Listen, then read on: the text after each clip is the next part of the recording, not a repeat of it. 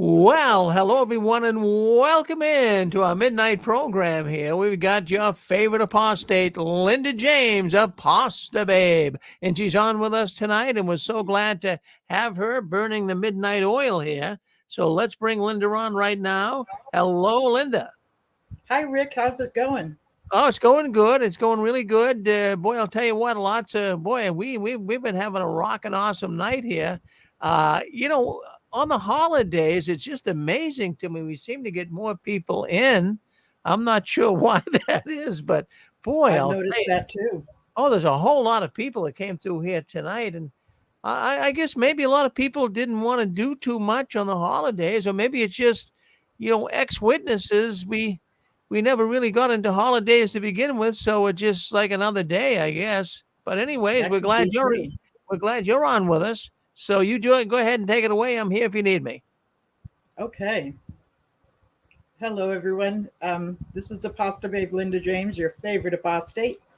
And I will tell you Hey, this over Linda. and over and over again because this is my attempt to brainwash you into convincing you that I am your favorite apostate. Much of the reason I do this is because I want to make light of the term apostate. It has it within the organization, they have taken the word apostate and have made it a form of loaded language. So if you look up the word apostate in the dictionary, it will tell you someone who's changed their religious belief or their political belief. That's an apostate. But when you have the definition of that, plus on top of that, a whole bunch of other things, such as the Watchtower will add to it. It's almost like a baked potato that has things added onto it. You can order a baked potato from a restaurant, and it usually standardly comes with maybe butter, sour cream, and some chives. That's an ordinary order when you order a baked potato. But when you think of it as a loaded baked potato, that's very similar to what loaded language is. Loaded language either changes the definition of a word, or they keep the definition but add a whole bunch to it. So the organization will add that they've left Jehovah, that they have gone and joined the devil, and they have gone into the world, which the whole world is under the influence of Satan, the devil. So there's so much negativity added to the definition of apostate within the organization, and that's to add fear. It's to make it to where you would never want to become an apostate. Terminology that has the word apostate in it is really to strike fear in you. And I mean, nobody wants to think of themselves as having gone and joined the devil in the devil's work. It's just, that's scary. So, but that fear that gets put into people, when you scare somebody, they are easily guided from the next directions they are told. When you get somebody, if you're in a store somewhere and you hear a fire alarm go off, it doesn't matter if someone is 15 years old or 50 years old. If they have on an apron or they have on some kind of a uniform that says that they are in a position of authority, you will easily follow their directions. So when the elders, which we see as people of spiritual authority, directs us when we're in that state of fear, we are so much easily directed. So again, back to the idea of a store, a fire alarm goes off and somebody says, this is the way out. Nobody's going to stop and question him or her. They're going to go in that direction. They're much more easily herded into the direction that they're invited to go into or suggested to go into. We believe that the elders were placed there by Holy Spirit. So following the directions of an elder who's placed there by Holy Spirit takes a different rank than, say, an authority figure out in the world, such as a police officer or a judge in a court setting.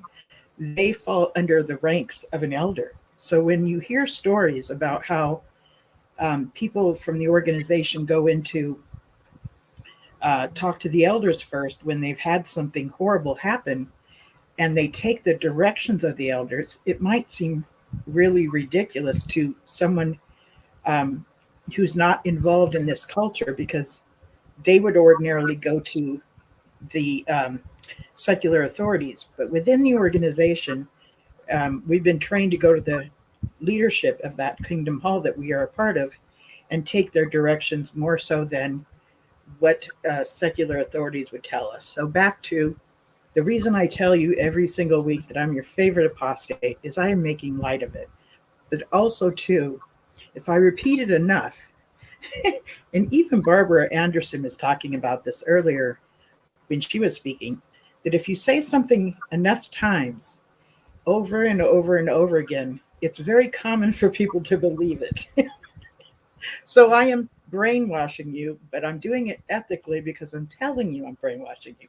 So, I'm very much doing this in a lighthearted kind of way, but it is also a technique that is used in brainwashing, repeating something over and over and over again. It's also a method of you memorizing things for a test that's coming up, which is a good form of repeating something over and over and over again, and it will stick in your brain. So yeah, that's my little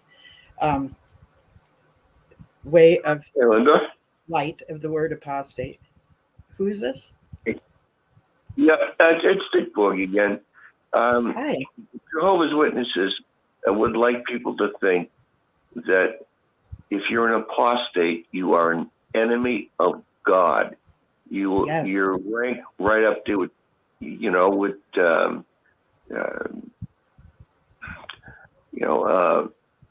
I'm trying to think of Judas. I'm sorry.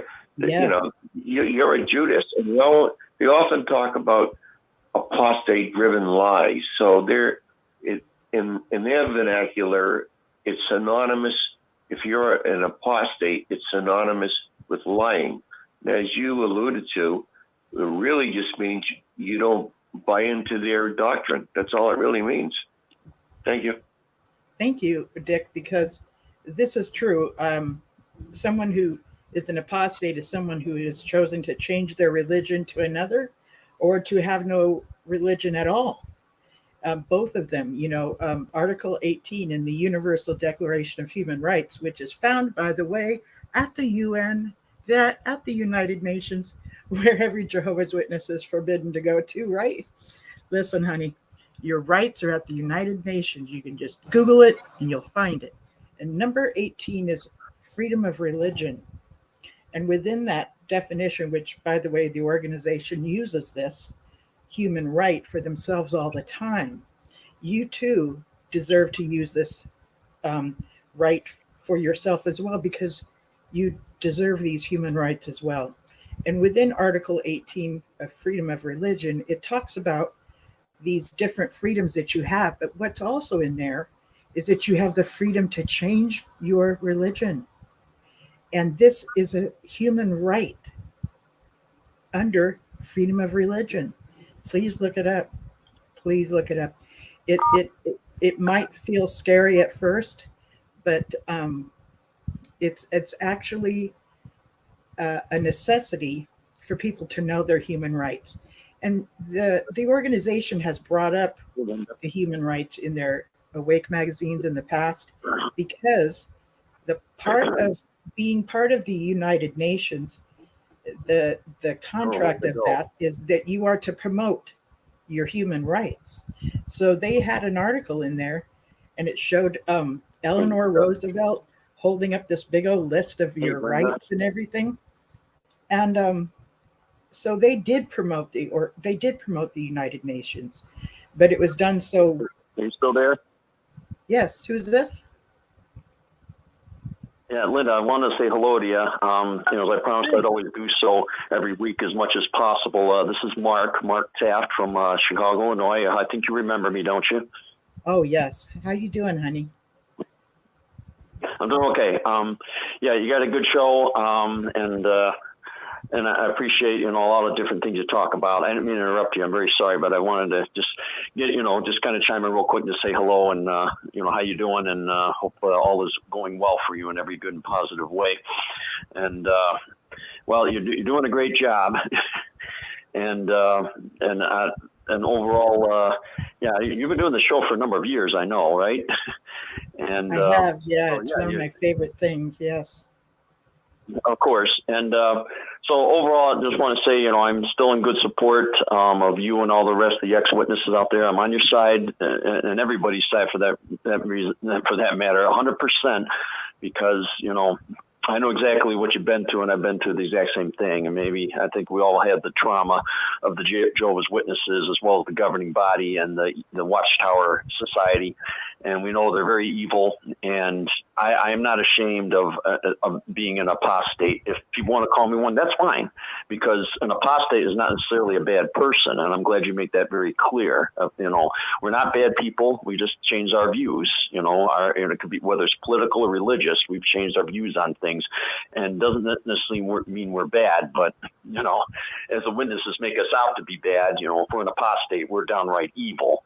And Yes. My mother made it very clear to me, since she's still an active Jehovah's Witness, that, you know, if, you know, you're an apostate, you know, that means you're a fighter. You're a fighter against God, and you're a fighter against Jehovah. You're a total fighter against Jehovah, and that is very, very evil. So if you're a fighter against Jehovah, you know, we can't, you know, nobody's having anything to do with you, because you're a fighter against Jehovah.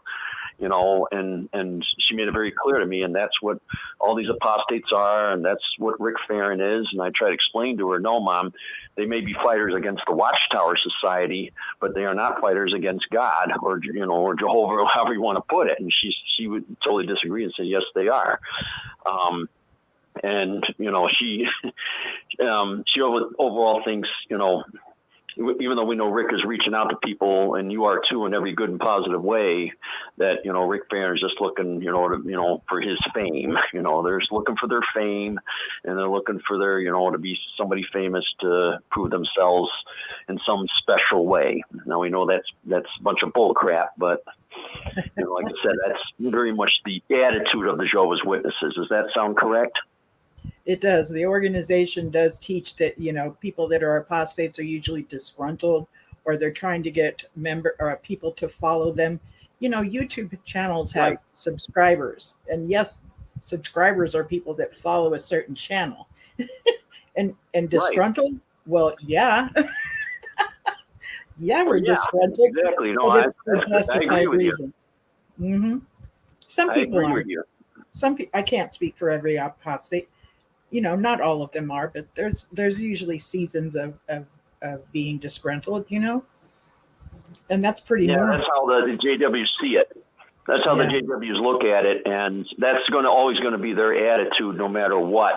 It has nothing to do with me trying to get somebody to follow me if I'm trying to get them out of the JW religion. I've tried to do that in the past, tried to get people out, and they got angry and thinking, oh, no, you're just trying to fight against Jehovah. You're trying to fight against the Watchtower Society and the Jehovah's Witnesses. That's your whole game. You're trying to get me to follow you and to follow, you know, down the wrong path, and you know, and get me out, and you know, because they would accuse you, you're being an apostate, and you know, they didn't like it. You know, they got very pissed off. So I never made any accomplishments getting anybody out of the JWs. I have tried, but they didn't go for it. They just considered me an apostate, and they didn't want me talking to them ever again. I mean, ever. Don't ever talk to them again. No more communication with them ever again. I don't want you talking to me.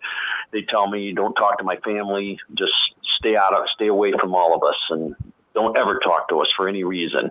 You know, so okay, that's just how they are. I mean, they are really, really just, you know, so damn, you know, obsessive about that. You know, it's pretty sad. But, you know, we're just out there to help them. We're not out there to get them to follow the wrong path and serve a false god or anything like that, or some false religion or some, you know, cult.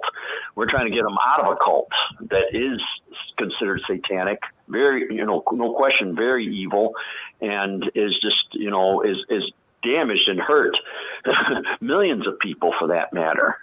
And Yes. and I, that's the truth. That is just the total honest truth. They have just really damaged and hurt people. They've hurt me real severely. I mean, I hate to say it, Linda, but as you may know, I've had a lot of, extreme anger toward them and the Watchtower Society and the governing body for what they've done. And I hope you understand why. Well, of course, because the governing body has instructed members to think in this manner, that that you have evil intent, which you don't. Okay, but that's Right. the teaching That's right. that has come down from the They've leadership. hurt a lot of people. Yes. Hey, Mark. Yes, this is Mark. Mark, this is Chris. Oh, hey, Chris. Hey, how's it going? How you doing, man? Good to hear from you. How are you, sir? Good. Great to hear from you. You too. I'll tell you what. Give me about 20 seconds. I'm heating up something, and Okay. continue talking to Linda, and then I'll come back in about 20 seconds, and we'll jibber jabber. Okay, that'd be great. Yeah, good to hear from you. All right, go Thank ahead. you, sir. I didn't mean to interrupt, but I'm just glad you called in. Yeah, thank you, Chris. Thank you. I've Yeah. mentioned before that I was never baptized, so I don't always get shunned, but I do get shunned by many people. And when I Well, do, I wasn't either, Linda. what I missed that. What did you say? I said I wasn't baptized at all either. Okay, so you and I are great examples of we're still treated like the dirt under their shoes. Yes, we might get to have some conversation with our parents, but we're usually treated as you know better and you've left your head. So we get a lot of reprimanding, Yes, I get to have some conversation with the parents, but we're usually I can hear a whole lot of other stuff going on. Maybe somebody has Linda? the phone. Linda? Yes. Can everybody please push *6? Oh my God, Linda, you got a lot of background noise. Yeah, Yes. we're trying to straighten that out right now, Linda. I'm not sure what's happening here. Let me just see. God, Linda, you got a lot of background noise. Mark, hold on one second. Linda, you got a lot of background noise.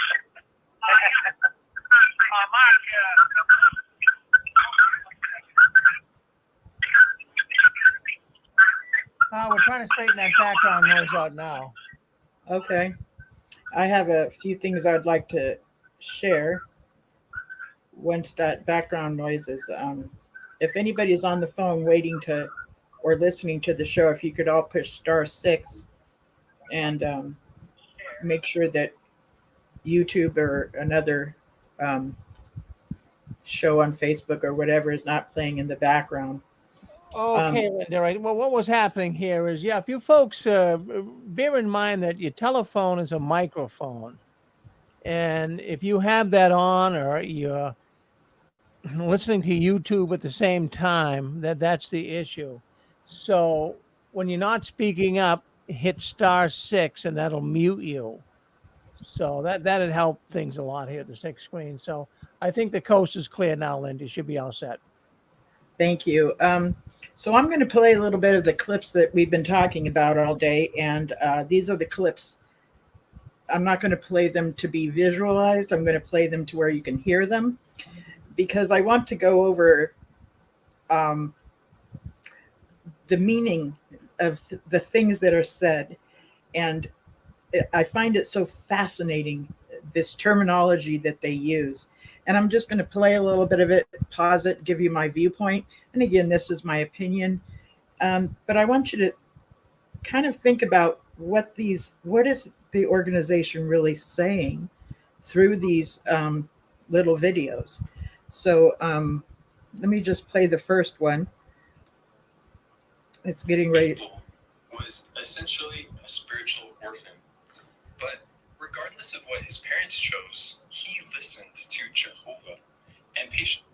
Did you hear that Abel was a spiritual orphan? Could you hear what I was playing? This takes me back to past conventions when they would call people that where their fathers would leave the organization, they would call them fatherless children. So this is talking about being an orphan. So because his parents, Adam and Eve, made their mistake, they're calling him a fatherless child, okay, or an orphan. So let's go a little bit further. Were you able to hear this, audience? YouTube, could you hear it? Oh, yeah, we can hear it, Linda. Yep. Okay. I'm playing. Patiently waited on him to fulfill his promises. I never thought of it that way. What has Jehovah promised me if I patiently wait? Spiritual brothers? Sisters?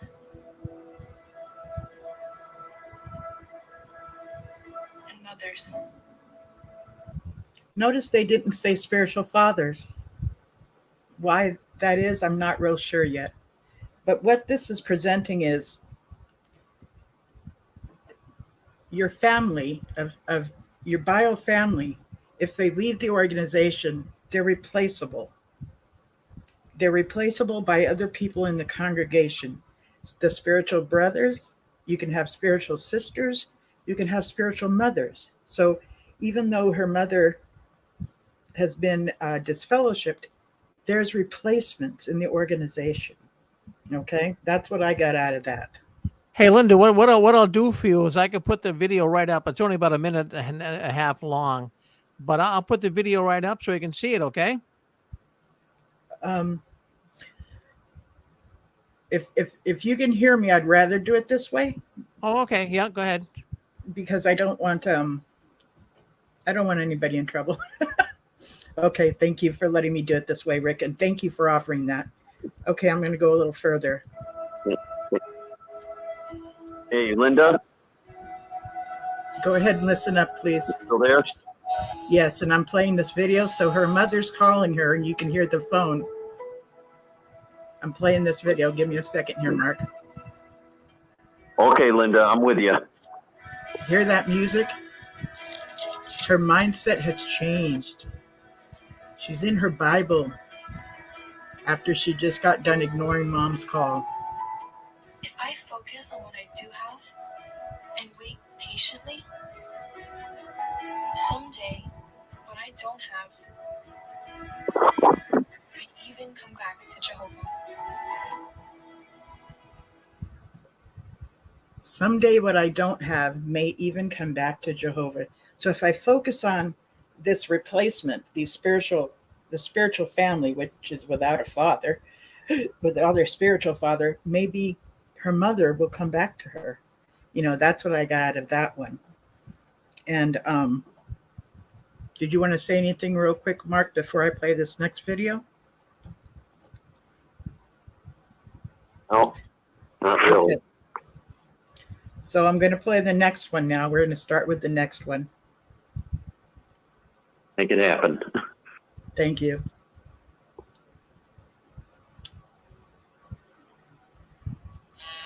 She's at her kitchen table eating, getting the phone call from Mom.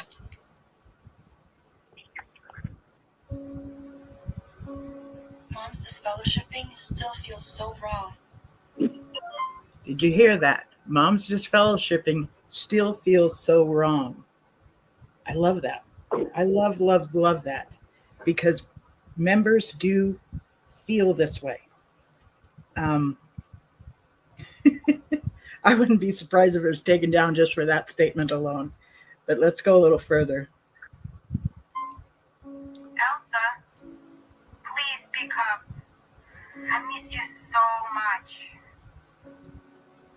I just want to hear your voice.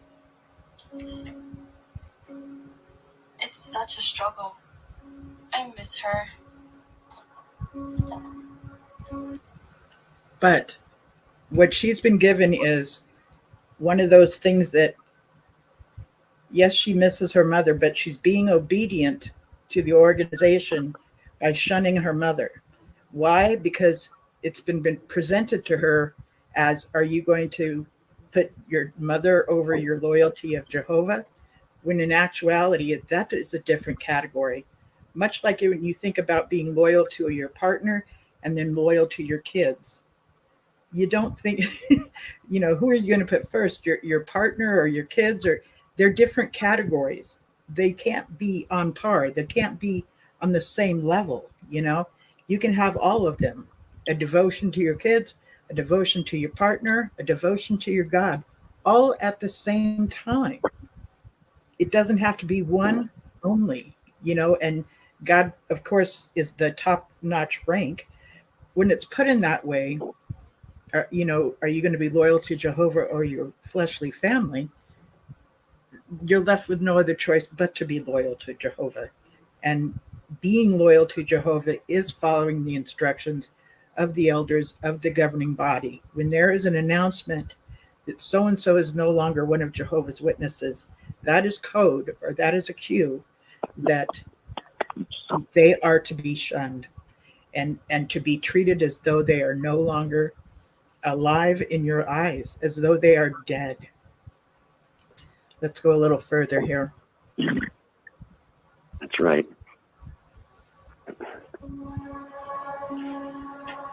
She's at the kitchen sink because she misses Mom. Looking at these lovely She told pictures. me the truth. Gave me a stable life. Okay, gotta go, Linda. She was Okay. my closest friend. I want to mention that there was a couple of pictures from memories, and one of the pictures there is of them two at an art class. And in those pictures, the picture that she made. Good job, Linda. Thank you so much for dropping by, Mark. I appreciate you. Thank you. One of the pictures she made is hung up on her kitchen wall. That picture she made during the art class with her mother. So that's something to keep in mind. And then let's go a little further. Oh, here it is. Yeah, that's the picture right there. I cut it off beforehand. What's And the then harm in just calling once in a while? To chat. Maybe I can even help her to come back to Jehovah.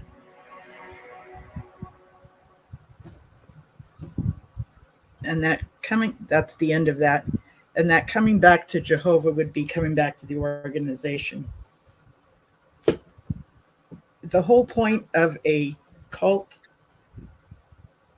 is to replace your family with them. That's like the bottom line, because then they have more of an authority than who your biological family is. And David called in earlier and talked about, what if they're a murderer and all this other stuff.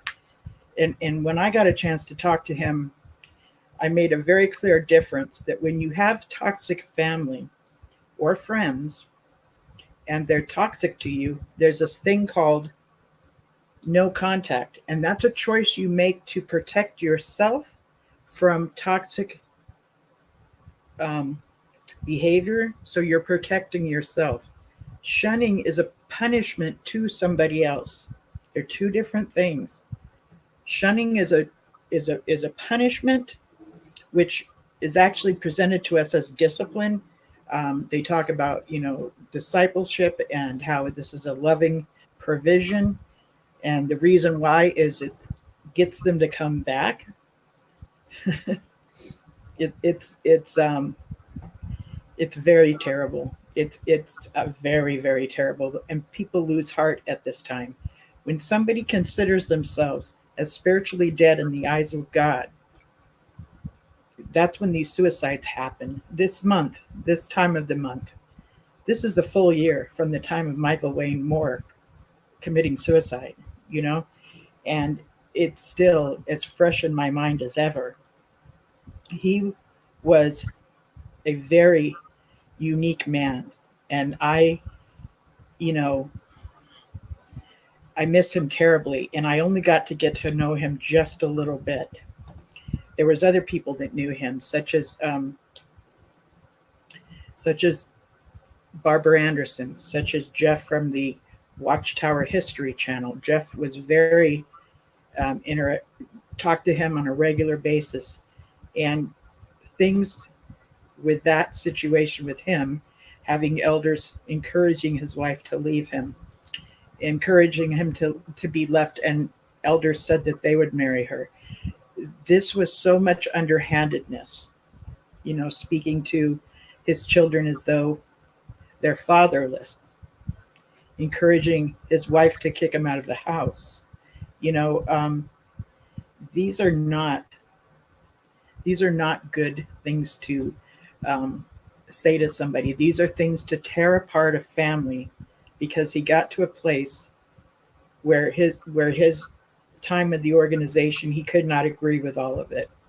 And that's how he was treated.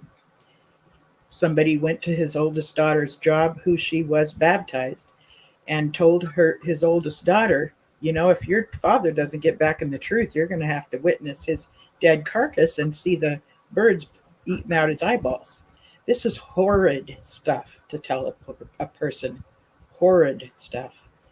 Shunning is by no means a loving provision. It's a public form of humiliation, and that is a total cult technique or tactic.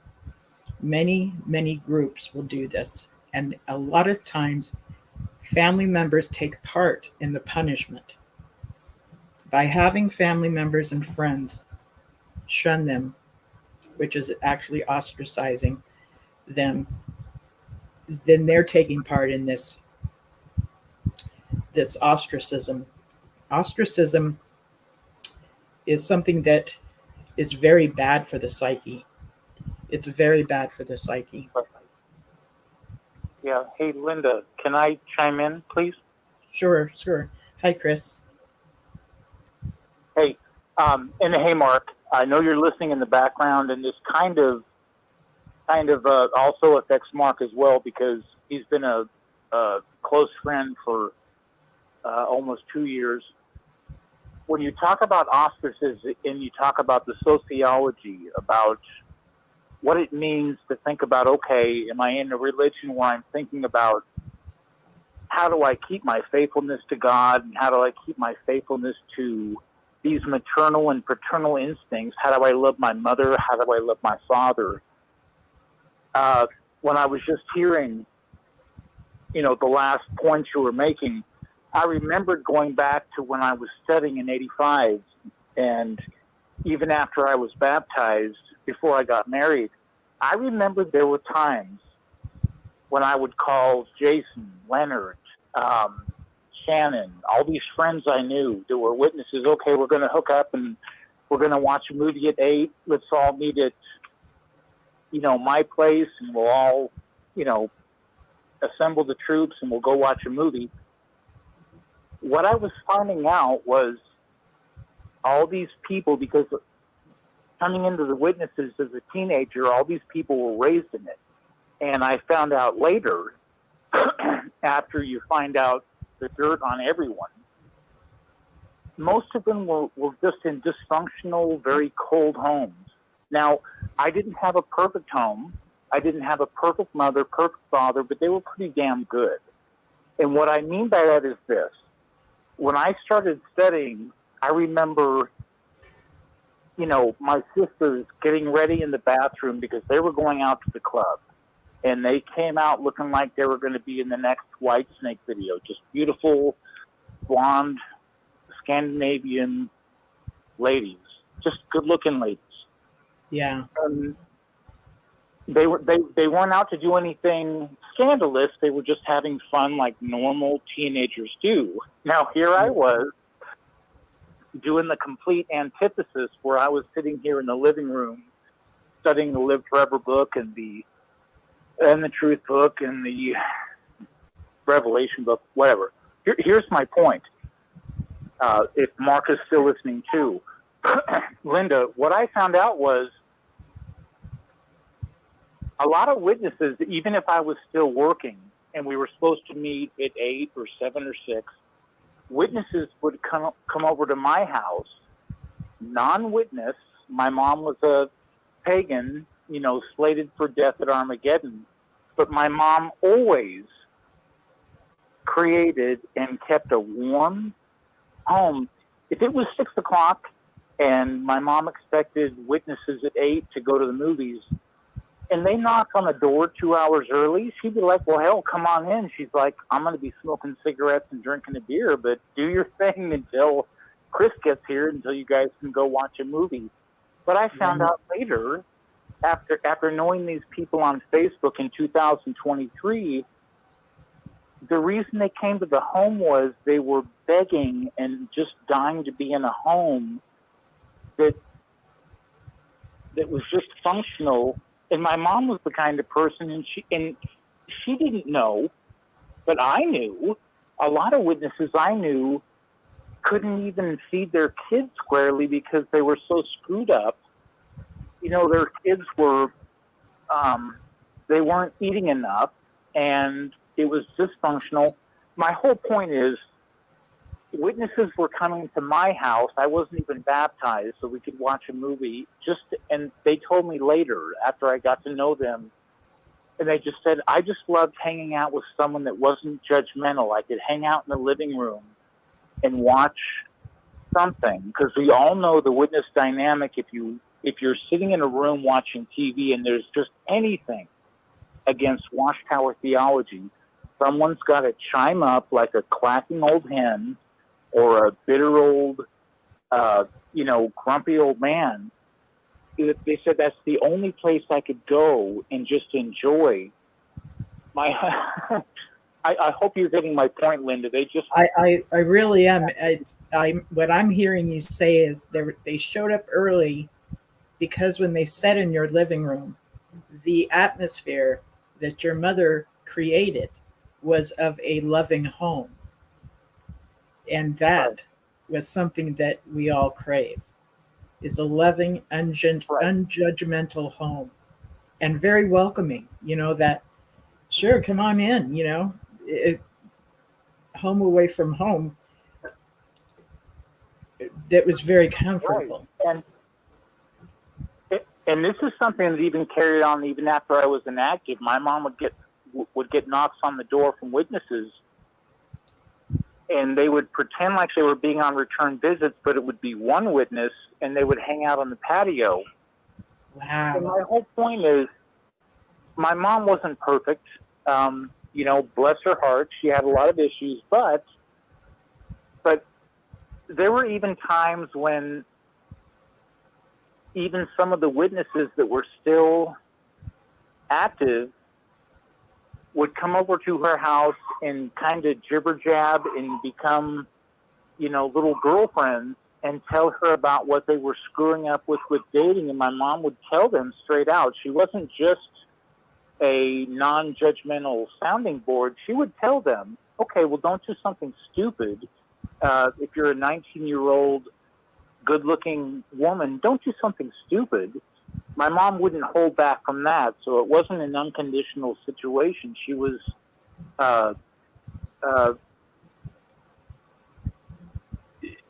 she became almost the surrogate.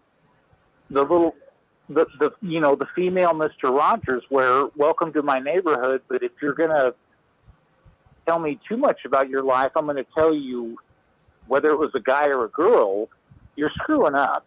And yes. It was just, but this goes back to the whole point about shunning, because if you look at the only time when it's good to shun someone, it takes a pretty damn extreme situation to shun a mother, a father, a daughter, a son. And that's why the witnesses told the video, obviously. And this goes back to, when Mark had called in, because we had so many conversations. Because Mark was raised in it, I wasn't. Mark knew from day one it was a dysfunctional sociological situation. I didn't know that. In 1985 until 1981, I didn't have a clue about the witness sociology, because I never spent one night living with another witness until I got married. And then I found out they were dysfunctional. I didn't have the internet. I couldn't look up the history of their organization. I bought them hook, line, and sinker based on love bombing and ideology of a paradise earth. Whereas Mark and people like you, they were raised in it. You knew things I couldn't have known, and you couldn't have proven to me because I was this little punk at the side studying, being love bombed, and I didn't know the truth until I had to live with it. You know? Yeah, and you had a really good man that took you under his wings, and had a father's protection in your life. You know, I've heard you tell stories about your hair being long, or you would wear a shirt to the Kingdom Hall with a flag on it, and he was almost like this protection. Was like, don't give him any crap. He's with me. I'm studying with him. I'm handling this. and you know, he was a good man, you know, to you. Well, what I mean by that is very protective. And when you lost your father, having someone like him, which was already familiar to you because you knew him from even before, and then so that was a familiar face that came to your door, and it was, you know, it took this time, and yes, what they offer is very attractive. You would see your father again, you know, you would see your father again, and that's a wonderful hope. Right. Well, this goes back to the whole thing where you balance ideology versus reality, where if I'm sitting here in 1985 in January and I'm meeting this guy that I knew from Little League and knowing my Bible, you know, teacher, his daughter from kindergarten, there's a big emotion there, and there's a complete wall broken down. They didn't have to break down a wall. It's like, okay, come on in. And yes, even you knew his intent. You knew his intent from previous times as a good man, you know? Yeah. Right. And I even told a lot of people on this show that I went to his memorial, and certain elders and servants tried to corner me and almost get me into a judicial meeting because they're like, hey, you've got a beard. We found out you're living with a woman. And I was like, no, I'm not living with her anymore. We're broken up. But they could have got me on it. But I said, how dare you use his memorial service as a tool to corner me? Because I said, why aren't we all here to just celebrate his life? I didn't drive 270 miles to listen to you clowns. So I said, and I said this at his reception, at his memorial, that his wife, that wasn't a believer, and I still knew her to her death in 2013. I just said, you guys are so tacky to use a memorial as a place to corner me. I said, can you guys just take a deep breath? If you want to corner me, try it in 1 week. I'm going to drive back up north, finish college. But even to this day, he was a good man. And I'll tell you this, Linda, when he was on his deathbed in April, when I last saw him, and this was a man that was 6'4", probably 250 pounds at his prime. And when I saw him in his nursing bed in his living room, he was probably 115 pounds, just skin and bones. Yeah. And he said, are you thinking about coming back to Jehovah? And I said, Richard, I never left Jehovah. I just left the organization because I said, I know you're smart enough to know there's things that have happened, and we're talking about 2003. Plenty had happened. The UN thing had broke. The child abuse thing had been at least enough released that people knew what was going on. And he said, Chris, I know there's things that are really screwy with the organization. He's telling me this on his deathbed. Wow. You know, when I talk to a lot of people on the show, I know a lot of people might perceive me as being this cold, you know, quite frankly, Linda, sometimes a prick, but I'm actually pretty sentimental and I'm pretty emotional when the situation merits it. And I get that about you. Yeah, I do. Right, but when you come in the organization, you have to come into it with a pretty fair amount of emotion, because in 1985, when you don't have the internet and you don't have the reality of knowing what it's like to live with a witness, I came into the witnesses thinking Jehovah was real. That's a pretty big emotional investment. That's not logic. That's not right brain. There's a lot of left brain thinking there, where you're just putting your lot in with something that people tell you. It's almost like putting a ring on it, and you haven't lived with a woman yet or really know what her character is. You're just trusting things are going to be okay without having the tools to find out whether or not the previous things you've been given can prove whether or not it's true. Very I much believe so, in Jehovah. yes. You know, I believed and came to believe in Jehovah. You and Mark were told, get ready for the meeting. I got ready for the meeting because I thought Jehovah was real and the paradise was real, and panda bears on, tropical golf courses was real in paradise. How in the world panda bears would be, it's almost like I feel like when I talk to you and Mark and other people, can I make a connection? Because in some ways we can't, frankly, because there's not a connection in a lot of ways, other than the fact that we know, and we can gaze out in 2023 and say we saw the dysfunction about how they treated people,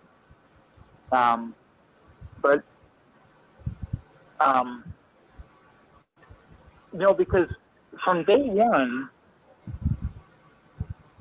when I would hear things about, well, you shouldn't do band, and you shouldn't go into drama, and you shouldn't go into football, I already knew, because I wasn't raised a witness. If you're 14 years old and you're a horny young guy, it doesn't matter if you're in football, band, or drama, or if you're not in anything, you're going to find someone to bump boots with. You're going to find out a way. So, right. So put that to the side, because the witnesses have this crazy idea that if you're active and you're an unbaptized publisher and you're 14, 15, 16, 17, that one thing can change everything. And I'm thinking, well, if you have a true faith and you have a true belief in what you're doing, it wouldn't matter what your extracurricular activities are. You're either going to do it or you won't. And like I told Rick before on a show about 3 months ago, when I became a servant and I started announcing disfellowshippings, I found out 90% of disfellowshippings are witnesses getting disfellowshipped with other witnesses. They weren't getting disfellowshipped hanging out with worldly people, shooting pool at a bar. If you want to commit your immorality, hang out at the Kingdom Hall and find some insecure man or woman, and you're going to find them. You don't need. Let me just interrupt for just a minute, Chris. Jonna Taylor was saying that she needs to go to bed, but she's going to listen with her headphones. Thank you, sweetheart. And then there's Johnny, and he was saying that he really likes this guy, meaning you, Chris. And then he was wanting to know your name. So yes, your name is Chris. But he was very much, he can relate to you. And he said, I like this guy and his story. I get strength from relating to his story. So isn't that good to hear, that people can relate to you, Chris. So I just wanted to share that with you. No, I appreciate that, Linda. And like I've always said, anyone that's been on the show for any length of time knows my flaws, and they know my issues and what I've done in the past to be a big dick.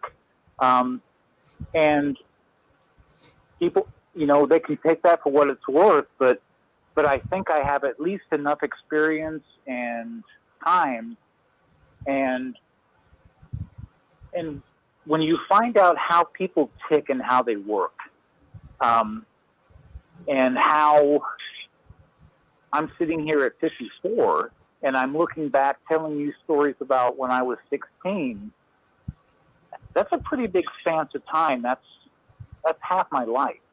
I don't know how long I'm going to be here, but the whole thing about the witness experience, it's almost like politics or almost like dating.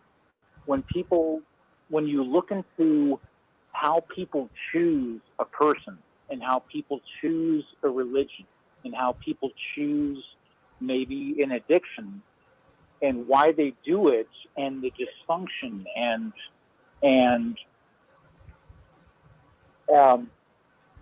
it's a crazy dynamic, and I just always have to say, you know, Rick has such a great dynamic that he allows people to call in real time and talk to people, and sometimes it goes south. That's fine. It's going to happen, but what a great thing, because you know, Linda, I think about it, and I think about, you know, when Mark came in, and I was thinking, okay, you and Mark never had to deal with disfellowshipping because you were never baptized, right? True, but there have been some crazy cases where some people who's never been baptized did get disfellowship. Like there's a gentleman named Tom that would call in, and he had to go through that. And I don't believe Tom was ever baptized. And then there's, you know, I can name a few others, but yeah, that's true. But we grew up in it, and it was truly our culture of origin. That's right. Another thing I wanted to talk to you about or mention is that didn't you have like a library of like Worldwide Church of God or Armstrong, and like you used to get these other books and read them? Like that was something you did. I forget where you got them from. Right. It was Herbert W. Armstrong, Worldwide Church of God, out of Pasadena, California, in the early 80s. Yes. Yeah. And you read a lot of that, you know, so there's been this side of you that was open to learn about spiritual things, you know? Right. Well, right. But that kind of goes back to my point, because what my point was, if you take someone like you and Mark that saw the dysfunction in the organization, but you never completely dip your toes in the water, there is something you don't know, because once you get baptized, there's a completely different dynamic, but you still knew the dysfunction. No problem. Whereas I'm sitting here, I look at Facebook, and I've got maybe 20 Facebook friends that were witnesses, got baptized, got screwed over royally simply for being human. I'm not talking about people that became sodomites. They just became humans. And after getting married to the wrong witness, after being caught smoking a cigarette, you know, around a corner, they got busted. And I sit back and look at my situation. I've never been disfellowshipped. And now, Linda, since 1998, I've told many people on the show, I've bumped into elders and said, hey, guys, and I don't mind saying it. Okay, I smoke. I had a worldly girlfriend from 98 to 2003.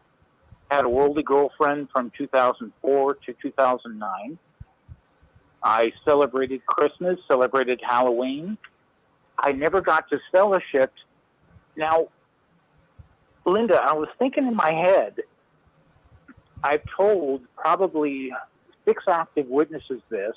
3 of them were elders, so they had the quote legal opening to have a judicial committee and even disfellowship me in absentia, but they never did it.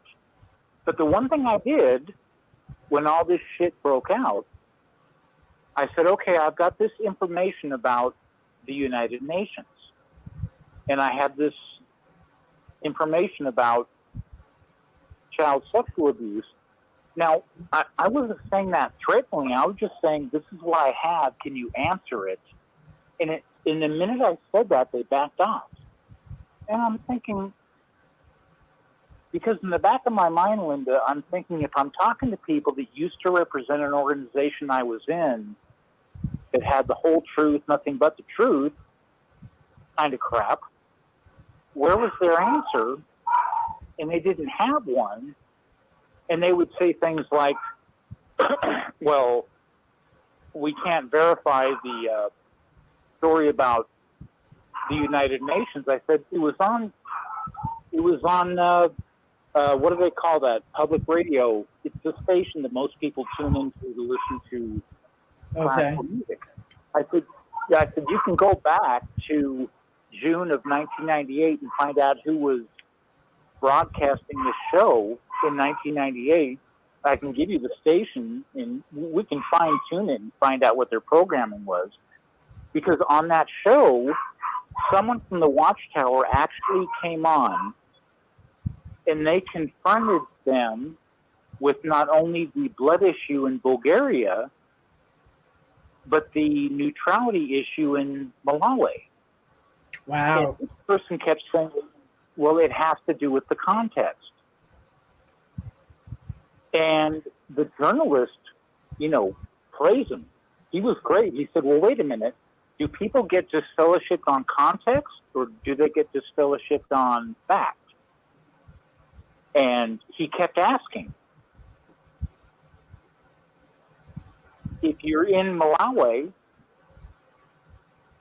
and you have a government card, or you're in Bulgaria and you take blood, are you disfellowshipped? Whereas if you're in Philadelphia dying of a heart transplant and you get blood, you get disfellowshipped. But if you're in Bulgaria, it's looked over. He said, where's the context there? And the brother from Bethel kept saying it has to do with context. And that's when I found out. And this is when I'm driving down. Actually, I heard that show, Linda, driving down the 101 from Redwood City down to Palo Alto to take care of someone's kitty cats after I moved there. But I was laughing on the freeway because I was like, context? The witnesses are talking about context? Whereas they can spend decades, and context has nothing to do with it. It has to do with hard, fast, black and white rules. And they had this clown on, and he gave his name as a representative of the Watchtower Society and talking about how Malawi and Bulgaria had to do with context. I'm thinking, well, doesn't that have to go back to King David? Why did he commit immorality out of context? Well, he was, succumbed by Bathsheba and eventually commits murder by killing her husband so he can cover up her pregnancy. And I'm thinking, how many things can be cut? This sounds like legalism. It is, yeah.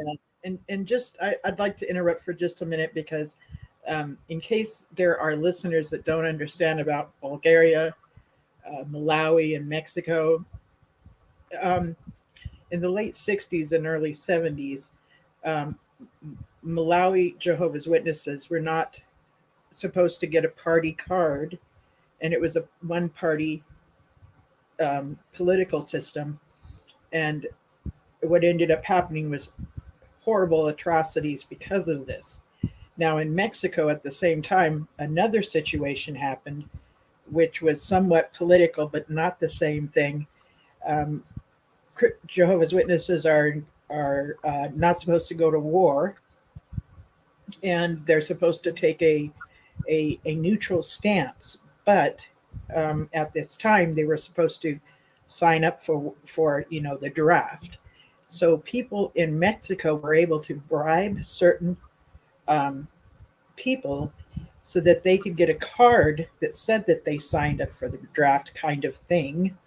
And that was okay with the organization.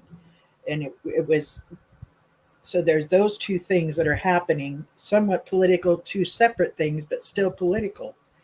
And then this Belgium thing, when I looked into it like a couple of months ago, that's when and it's talking about blood. So Belgium was being looked at, and the organization was being looked at by Belgium regarding no blood transfusions. So I'm assuming it's one of those cases where they would lose their funding. I'm assuming it might not be the case, but they changed it to where it's up to the individual's conscience whether they get a blood transfusion or not. That's when they changed the teaching of it went from if you get a blood transfusion, you will be disfellowshipped to if you get a blood transfusion, you have disassociated yourself or disfellowshipped yourself. That's when that changed. So even though they said it was up to the conscience of the members, they still got the same, consequences: kicked out or you're kicking yourself out. So that's a little bit of what went on, and it would be very educational if you just kind of Googled those things. Malawi, Mexico, Jehovah's Witnesses, those two things together would be very fascinating. And then the Belgium associated with blood transfusions. So if you get a chance to look that up, it will give you more of a story than what I'm bringing up or what Chris is bringing up. But yeah, I also want to bring up something else. Johnny in the chat said that he was only an unbaptized publisher, which I was too, and he ended up he was shunned for being alone with a sister, and he was dragged into the back room for a kangaroo court, and he just said he fell away after that. And see, the elders do not have the jurisdiction to take somebody who has not been baptized back into the back room. They had no jurisdiction over him. So what they did doesn't even go along with their religion. But yeah, that would have discouraged me too. I mean, being treated like that, that was horrible. But yeah, I just wanted to bring up a few of those things. Yeah, Thank you. Thanks, Linda. And I just wanted to make a point because, I was talking to Dan yesterday. Was it this morning or yesterday? Got it so late. Anyway, we were just talking about, and none of it had to do with judgment. It just had to do with observation. And I remember having a good conversation with Pixie about 3 months ago. Something as simple as music or art or drama. Yes. And when I started to study, every other Friday there was a really good Watchtower study at a servant's home, and he would take out 2 hours, open up his back patio, and let people do art. And it was these corny little skits, just corny, but it was fun. And after a couple weeks, someone said, "Hey, Chris, you play. Why don't you do something?" I was like, well, I was super shy. So I was like, all right. So I did something. Now, I was still a Bible student. I wasn't baptized. Now, Keep in mind, at this time, when I was studying, I wasn't fooling around with ladies. I wasn't smoking weed. I might have had long hair and dressed like a hippie, but I was pretty straight-laced. And I was a good student. All the elders knew me, but I was like, all right, break out the acoustic, and I played this short piece of music on guitar that was in a style of Baroque. Zach would know exactly what I mean. Just a classical little minuet kind of thing, kind of like a Bach piece. Now, at the beginning, it was great. 2 weeks later, they're like, "Oh man, bring your guitar, play another song." It's like, well, if you insist. After the 3rd week, I'm not even baptized, and I get pulled aside and I'm told, now keep in mind, and I'm not saying this to be condescending, but by that time I'd been playing for a couple years and I was pretty good. Right. And what I learned is when you go to witness get-togethers, a lot of witnesses don't have the time and resources to get good at things, because the minute they get good, their parents and their friends stifle them because it will take away from kingdom focus. So, Yes. this long-haired knucklehead, myself, go to the third get-together, and they're like, hey, Chris, you might not want to play. And I'm like, well, I don't care if I play or not. But is there a reason? They had a power outage. You might not want to play. Well, This is hilarious. I'm sorry. told- I'm so sorry. but- oh my God, this just but they goes told against us- everything that's been going on.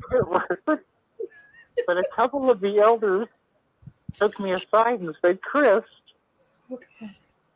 some of the youth have heard you play, and they really enjoy it, and we're fearing it's taking them away from their baptism focus, and it's Of making them course. think about becoming a musician, because as we all know, the only thing you need to be immoral is music and art and drama. You can't be immoral just by being a witness, of course.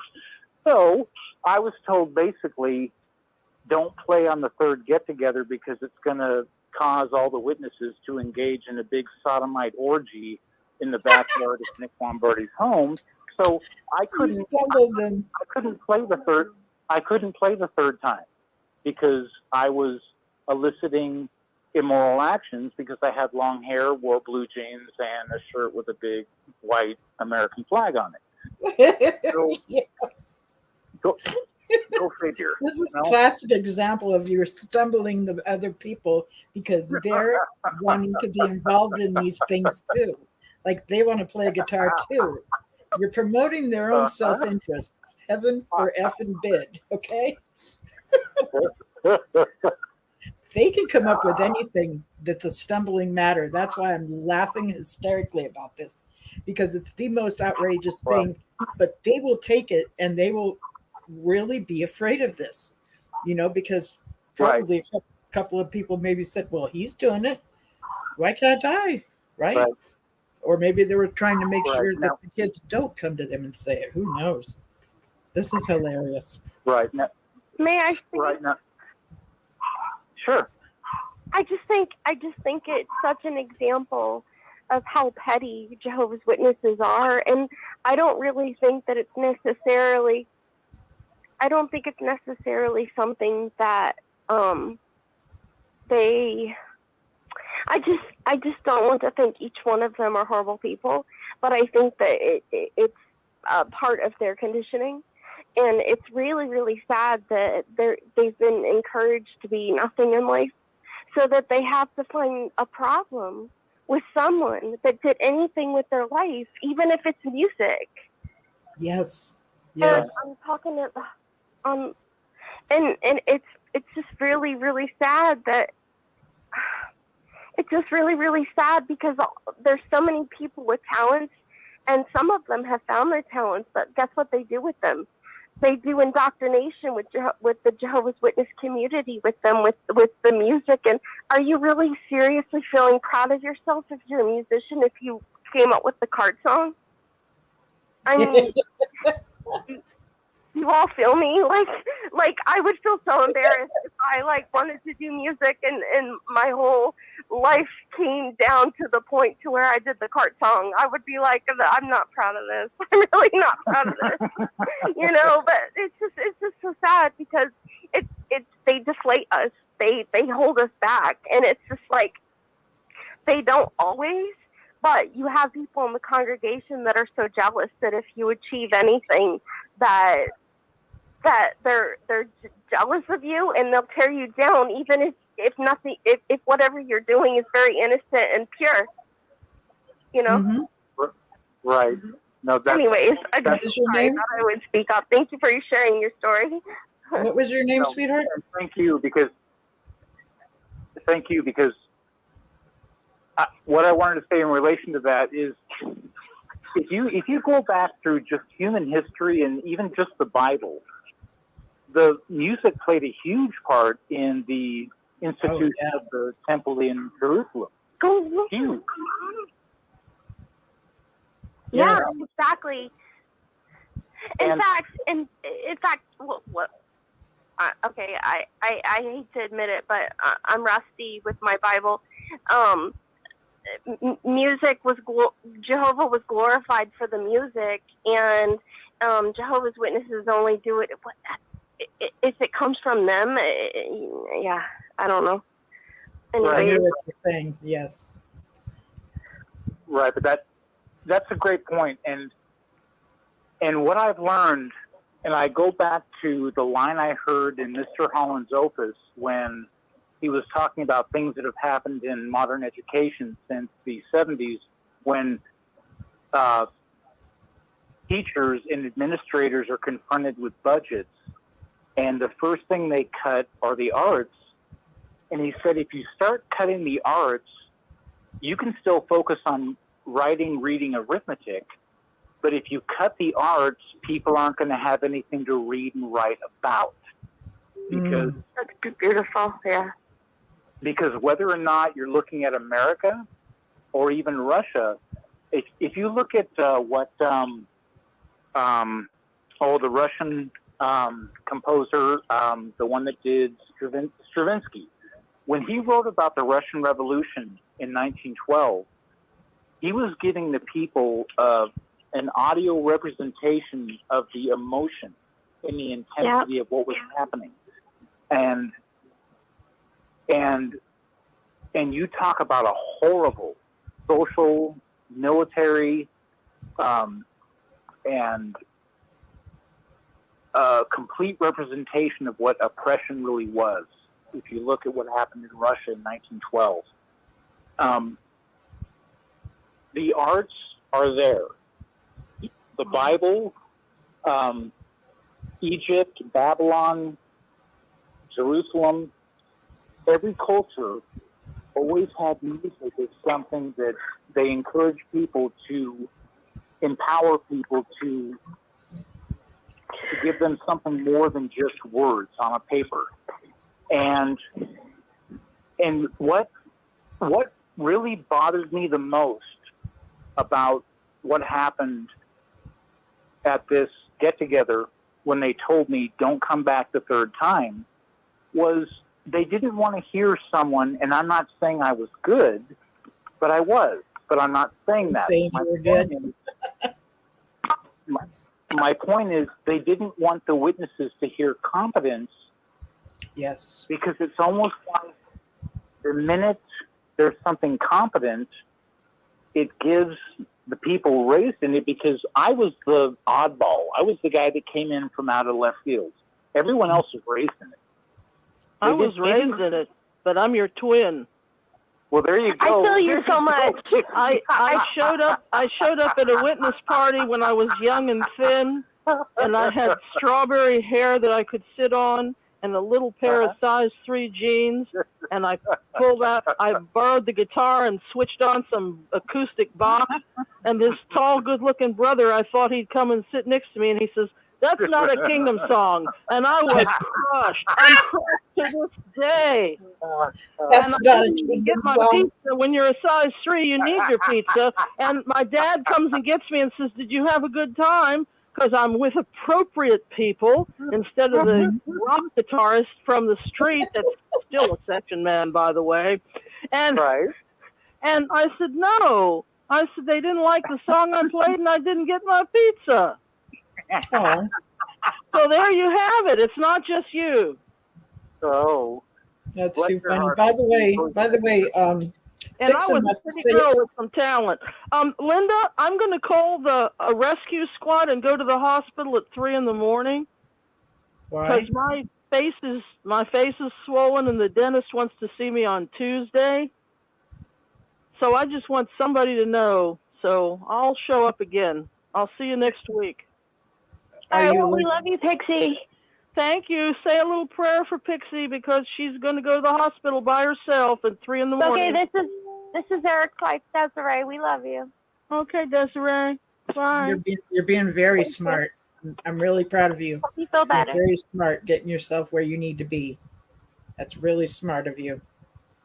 Yeah. By the way, we've got Fixing My Faith in the audience. of YouTube, and he's got a really cool channel with all kinds of music. Okay, this guy can groove, and he's talking about a lot of different subjects that have been coming on too. I'd love for you to call in sometime. His name is Vern. A matter of fact, recently he read from his book. I wish I could remember it. What is the name of your book, Vern? If you could mention it in the comments. It's a book that's on Amazon, and I looked for it and I found it. And when he read from it, I was almost in awe. He's actually a good writer. Him and his wife together come up with the shows that he does, and it's an enjoyable time to listen to his show. Heaven and Back in One Night. Yes, Heaven and Back in One Night. This is a book that's on Amazon, and it was written by Vern from the channel Fixing My Faith XJW. Really cool guy, very casual, non-intimidating. I just really enjoy his channel, and he just the other a minute ago was like, be sure and give this video a like. So thank you, Vern. I appreciate that.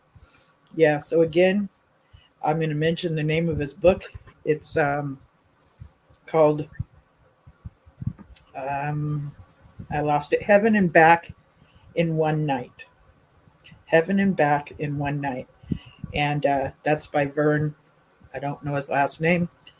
But you can go to his channel. And please, I wanted to tell you, Vern, please start putting the link to your book. I really am suggesting this I'm really suggesting this. Start putting the link under your videos, because I do believe people want to read things that ex-Jehovah's Witnesses have written. So that's my suggestion to you. Please start putting the link to your book under all of your videos, if you could. Because he read from it, and it was actually really an easy listen to book. So yeah, if you get a chance, please check out his channel. It's a good channel. So yeah, I'm hoping you're gonna. I think you're doing the right thing, Pixie. I'm really proud of you. Because nobody likes to go to the doctor. Well, I don't like to go to the doctor. I tell myself every time I've got to go, it's like, okay, I'm making this my next Club Med. I'm going to do what I got to do to get here. And then I demand stickers, okay, because I don't want to be there. I swear to God, I have white coat phobia. But I get myself there now more often than not. Hey, Linda. Yes. Sorry. Hey, it's Angela. How are you doing tonight? Good. How are you? I'm good. I just I heard you come on tonight on Rick's show, and I'm going to go to bed. I hope you don't mind if I change the subject. Is that okay if I do? Oh, sure. Yes. Go right ahead. Well, I heard you kind of. I was just curious, Linda. Like, first of all, I heard you come on, and I could hear the shaking in your voice. And I just wondered, what were you feeling when you first came on to talk to that David guy tonight? I was actually extremely tired, and I had not gotten my enough energy to talk yet, so I was still like kind of weak feeling. And then I think I did have a little bit of anxiety to talk to this guy. I really wanted to be in my thoughts, and what I found so discouraging. I felt like I got to bring up a good amount of points, but then I found it discouraging that because I let him know that I'm not a Christian any longer, but I was for 30 years, that pretty much he just kind of dismissed anything I had to say. And then to hear him say that he didn't need, I was like, this organization takes the place of Christ in your life to be the mediator. And he didn't catch on to that. He sees the reason for something to take the place, which is exactly what Catholicism tells you. It's Catholicism is a theocracy, the Watchtower is a theocracy, and they both take that place. of Christ as being the mediator. So I guess that's not as awkward, but yeah. Thank you for noticing, though, Yeah. Angela. Yeah, not just that. I mean, I was just appalled by everything he said to you, and especially in the end, something along the line of that. Well, you're not a Christian then, so you don't have anything to say, or something like that. And Yeah, it was very Linda, I just want you to. I went on to his what was it called? His channel that he talked about. What was it called? Leather something leather. King, yeah, Leather King. And Please send me a link to that channel. Please send me a link to that channel. Yeah, I will. And Thank you. he's just an extremely worldly man, and he had this little video where he takes a special box, specially bought from London, of cigarettes, and it has like 2 packs side by side, really nicely packaged. So he slowly shows all the cool package, opens it, takes out a cigarette and smokes it, and then it does this big old long, very specially done video of him smoking it like he's in this, having an orgasm with his cigarette. How it's wonderful, like chocolate, and it just went on and on. I mean, this guy is not any kind of representation of anything that you'd think a Christian or God would be. It's like, oh my gosh. And to think that he's cut you down like that just infuriates me. And just the way that I heard him talking to all you guys tonight, it's unconscionable. And I'm appalled. I'm appalled that he was allowed to. I'm appalled that people didn't, have the wherewithal to say, what, you're being extremely abusive, mister. And, you're uncaring, you're cold, you're heartless, you're re-traumatizing people that have been severely traumatized. You're minimizing their experience. You're not validating them. You're unvalidating them. And I'm shocked that he shut everybody down. And, I realized, I thought about it when I was taking my bike ride tonight. It's like, how did he manage that? To do it so coolly, so smoothly, like butter. It was so incredible.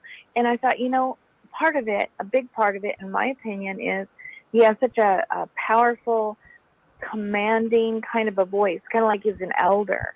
His voice was, can't be, Linda, yes, a very nice voice. And like you guys have, I've known you guys with your belief system and what you talk about. And one of the things I know that I've heard you guys all talk about, and that is that after a certain period of time, they're really not delighted to keep on studying with you. You either make up your mind or you don't. So, what kind of wishy-washiness is this? And I can't believe that they would be doing home Bible studies with him for 4 years. I don't know. It's like, what is this, a friend of a troll in there? Or what? Yeah, it started, I'm sorry to interrupt you, but it started to not add up. And I think I heard him say 2 years at first, and then it kind of went to 4 years when King of Dots was calling it 4 years. But this is true, Angela. After 6 months, if they're not what is called rightly disposed, or, an interested possible recruit, they are to be dumped. That's the standard. Now, he said he was studying with somebody that was extremely older. That's probably old school teaching was not like drop them in 6 months. And I noticed that older people still are think like how things were back in the day sometimes. And he also mentioned later on, to kind of save a bit of what he was saying, he also mentioned that on and off, he studied with them on and off for a couple of years. So it wasn't a altogether 2 years, it was, yeah. But I noticed King of Dots started calling him on it. and Dan was like, you're an outsider, dude. What do you know? They haven't gotten your ass yet.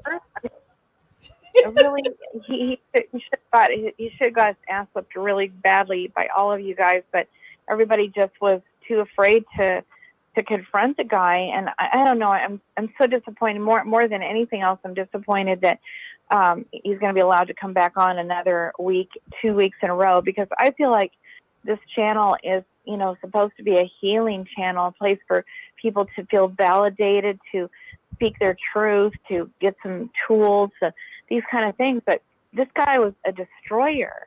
and a demolisher of your soul, and he, in my opinion, evil. And I'm appalled that he would be back on another time, beyond appalled. And this is no way to treat people that are still trying to heal. And he took command of the whole show. I just can't even believe that even happened tonight. I just got to say. So anyway, I hear what you're saying. And since Gilbert has gotten on and went and checked out his channel, you've checked out the channel. Once Rick finds out that this was done live on his channel as well, Rick might change his mind. I'm not speaking for Rick nor Susan, but yes, he did invite him on for next week, and we'll see how that goes. If to well, me, and he got his jollies out of this whole thing. I mean, this is why the guys just so giving all kinds of what do you call it, smooth lip service to, oh, you guys are so great. I just love all you apostates. I mean, he's studying with witnesses and he loves all the apostates. I mean, I don't know. He loved his show and this was the coolest show ever. Yep. Yes, he loved bombing us. He was love bombing us. Yes, he was schmoozing Rick, maybe buttering everybody up. Oh yeah, please have me on. I just love beating up everybody so smoothly, so slyly, so man, he did it well too. And I just like, oh my God, is this the devil incarnate or what? I disgusted. My God, I can't even believe he got away with that. Somebody in the chart was saying that he's somebody in the chat for YouTube was saying that he was studying with a Bethelite who is 70 years old. Really? Oh, when you're 70 years old at Bethel? Oh, 70 years. Yes, that's what he said. That is what he said. But boy, I couldn't believe how everybody just shut down. He just get the best of them and hit that sweet spot so coolly. And then that each one would just shut down, hang up, bow out, whatever. I just couldn't even watch what I saw. It was like the guy was a slayer of souls. And I just, man, that guy, he should never be allowed on. And I think he's been, he's on Dan's channel every once in a while. I'm pretty sure, we're going to check it out. But the same kind of sounding guy says the same kind of comments on Dan's channel and just he just says these horrible things. And just like he did tonight, it sounded the same kind of stuff. So I hope he gets found out. I hope that, he's slammed down hard. I really do. So I said my piece. And if you're still listening, we're praying for you. We've already prayed. We just hope that you'll be feeling that you're supported and the angels are there with you and that you don't feel alone and that everything will be fine. We'll be praying. We've been praying. So we love you. And that's all I wanted to say tonight. But I love you, Linda, and thanks for all that you do to help everyone. And I've enjoyed all the comments on your show tonight and everyone that's been on it. And Dan said one more thing. And we're going to head into bed. So, all right. I love you too. I love you too, Angela. Thank you so much. Hi, Dan. You bet. Hi, Dan. Good night. Good night, Linda. Good job tonight. Everybody sounded good. Chris, everybody. We love your show. You're doing a good job. By the way, I'm glad you went. I'm glad you told him, dude, you're new. You're just new. You have no clue what's going on. You're an outsider, man. You just straight up told him. And they're like, he was just like, yeah, I think he would be dismissed out of the hall. I know, and I was, my next comment was, I kind of got blocked, but my next comment was, yeah, I don't take any shit from narcissists. I'm sorry, I have a voice, and I wanted to finish my point, but he was going to try to shut me down, like he was doing everybody else, and I said, no, you're going to hear me out, and I think he's a guy. He's written me on my. I didn't realize when he was on the show, but when we looked him up, Leather King. I've seen him before, and he just wrote me out of nowhere on Facebook, and he's made comments like, "You're an idiot. You can't prove anything you're saying," and he never comments back. Wow. He won't really talk to you. But the conversation was, what I heard tonight was I felt like people were being beat up. I really did, and I'm pretty sensitive to that because I watched my mother go through that. And so when I heard people kind of just tune out, get quiet, because basically, at first I thought he was like talking to a witness, because that's how my brother would talk to you. My brother would say, well, Danny, when we came in the organization, we gave a, vow to Jehovah. And, so he was coming back with that kind of stuff. And I thought, well, he's a witness. And then I thought, wait a minute. But my whole thing was, I guess, Linda, was his intention. Like, what is your intention here? You're not validating anybody. And here's the other thing. People on Rick's show were coming from their heart. They really were coming from their heart. Let me tell you what happened to so-and-so at God's fellowship. And he kind of made a mockery out of it. He's like, oh, are you saying if he's a murderer? And he was making no sense. Plus, he was drinking, and he apologized to Rick for coming on the show drinking. And I don't know. It was just like disrespectful. But when I heard about 4 people kind of shut down and kind of bow out, I thought, I got to say something to this guy. And, and I think I penetrated through the bullshit, because he wanted to attack me at the end, and say, I would have disfellowshipped you too. Yeah, that's what an elder would do, that you stand up to. Very power trip, yeah. And tell him he's a liar. Very power trip like. At least I didn't throw the F-bombs. And, I was I'm trying sorry, to... but I like your F-bombs. I like your F-bombs. I really did validate him, though, in the beginning. I said, I appreciate your this and that. And I was trying to do like everybody else who came on was, hey, I'm glad you called in. But I guess I started reading through with other people the intention, and we started saying, wait a minute, this guy, I agree he studied with the witnesses a long time, but he's actually already a witness, but he won't commit because he likes to drink and smoke. And if you go onto his site, what is it called? Leather King, look at his videos and look at him. You'll go, whoa, ouch, it's an eyesore. I'm sorry. He might be listening, but, I don't respect a man who is cruel. And he was just using, and here's the thing. Here's the difference between Jesus and the Old Testament. The Old Testament was an eye for an eye and a tooth for a tooth. Yes. The New Testament mixed love with it. Says, okay, let's don't do this with another man's wife. We might get burnt. Jesus said, well, don't even start thinking about it, because you're going to get into trouble, right? So there was this love ingredients mixed in with law.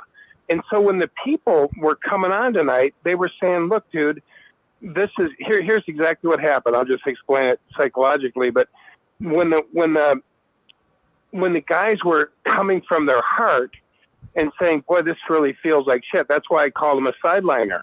I said, he's a sideliner. He's still being, love bombed or whatever. He's a newbie. He's not even initiated. He hasn't even stepped over in it yet. But what I saw was people were coming from their heart saying, this really hurt. And he couldn't relate and didn't want to relate and couldn't relate. And he didn't want to give him any type of validation. And it was kind of weird the way he was doing it, because he'd go back and say, I don't know anything, but I do know this. You signed on to Jehovah, and this is his organization. He was real, and the people didn't really know what to say, I don't think. I mean, some of them did. Some, told them, what it was, but it was like a game, I guess. It was like a game, and people aren't sport, and women aren't sport. And, we can make a sport out of this. But when I heard some people just kind of get crushed a little bit, I was like, enough is enough. That's really why I said what I said to them. And there was no heart for the people. Oh, and what I wanted to say was this. People that are in the witnesses are law-driven. That's why they move out of their heart. They're law-driven. The Bible says this, well, cut your damn hands off if you steal. Pull your eyes out if they're making you stumble. I mean, let's burn a calf to Jehovah. That's going to appease them. So the people that have come out have moved into their heart. They said, man, I this fellowship. I haven't seen my family in 20 years. Yeah, but are you saying a person who murders somebody, isn't, shouldn't be put out? What are you saying? Oh, you weren't baptized. Oh, then you shouldn't be saying. And he was just, it was like that. So it was kind of cruel, it seemed like, And what he was talking about is that it's a different category than shunning. It's no contact. When you find somebody in your life that's very toxic to you, you can go no contact, meaning you can choose not to talk with them anymore, because that's a protection of you. Shunning is a punishment to them. They're kicked out of the congregation because they're being punished. It's a very different. Both of those things are very different.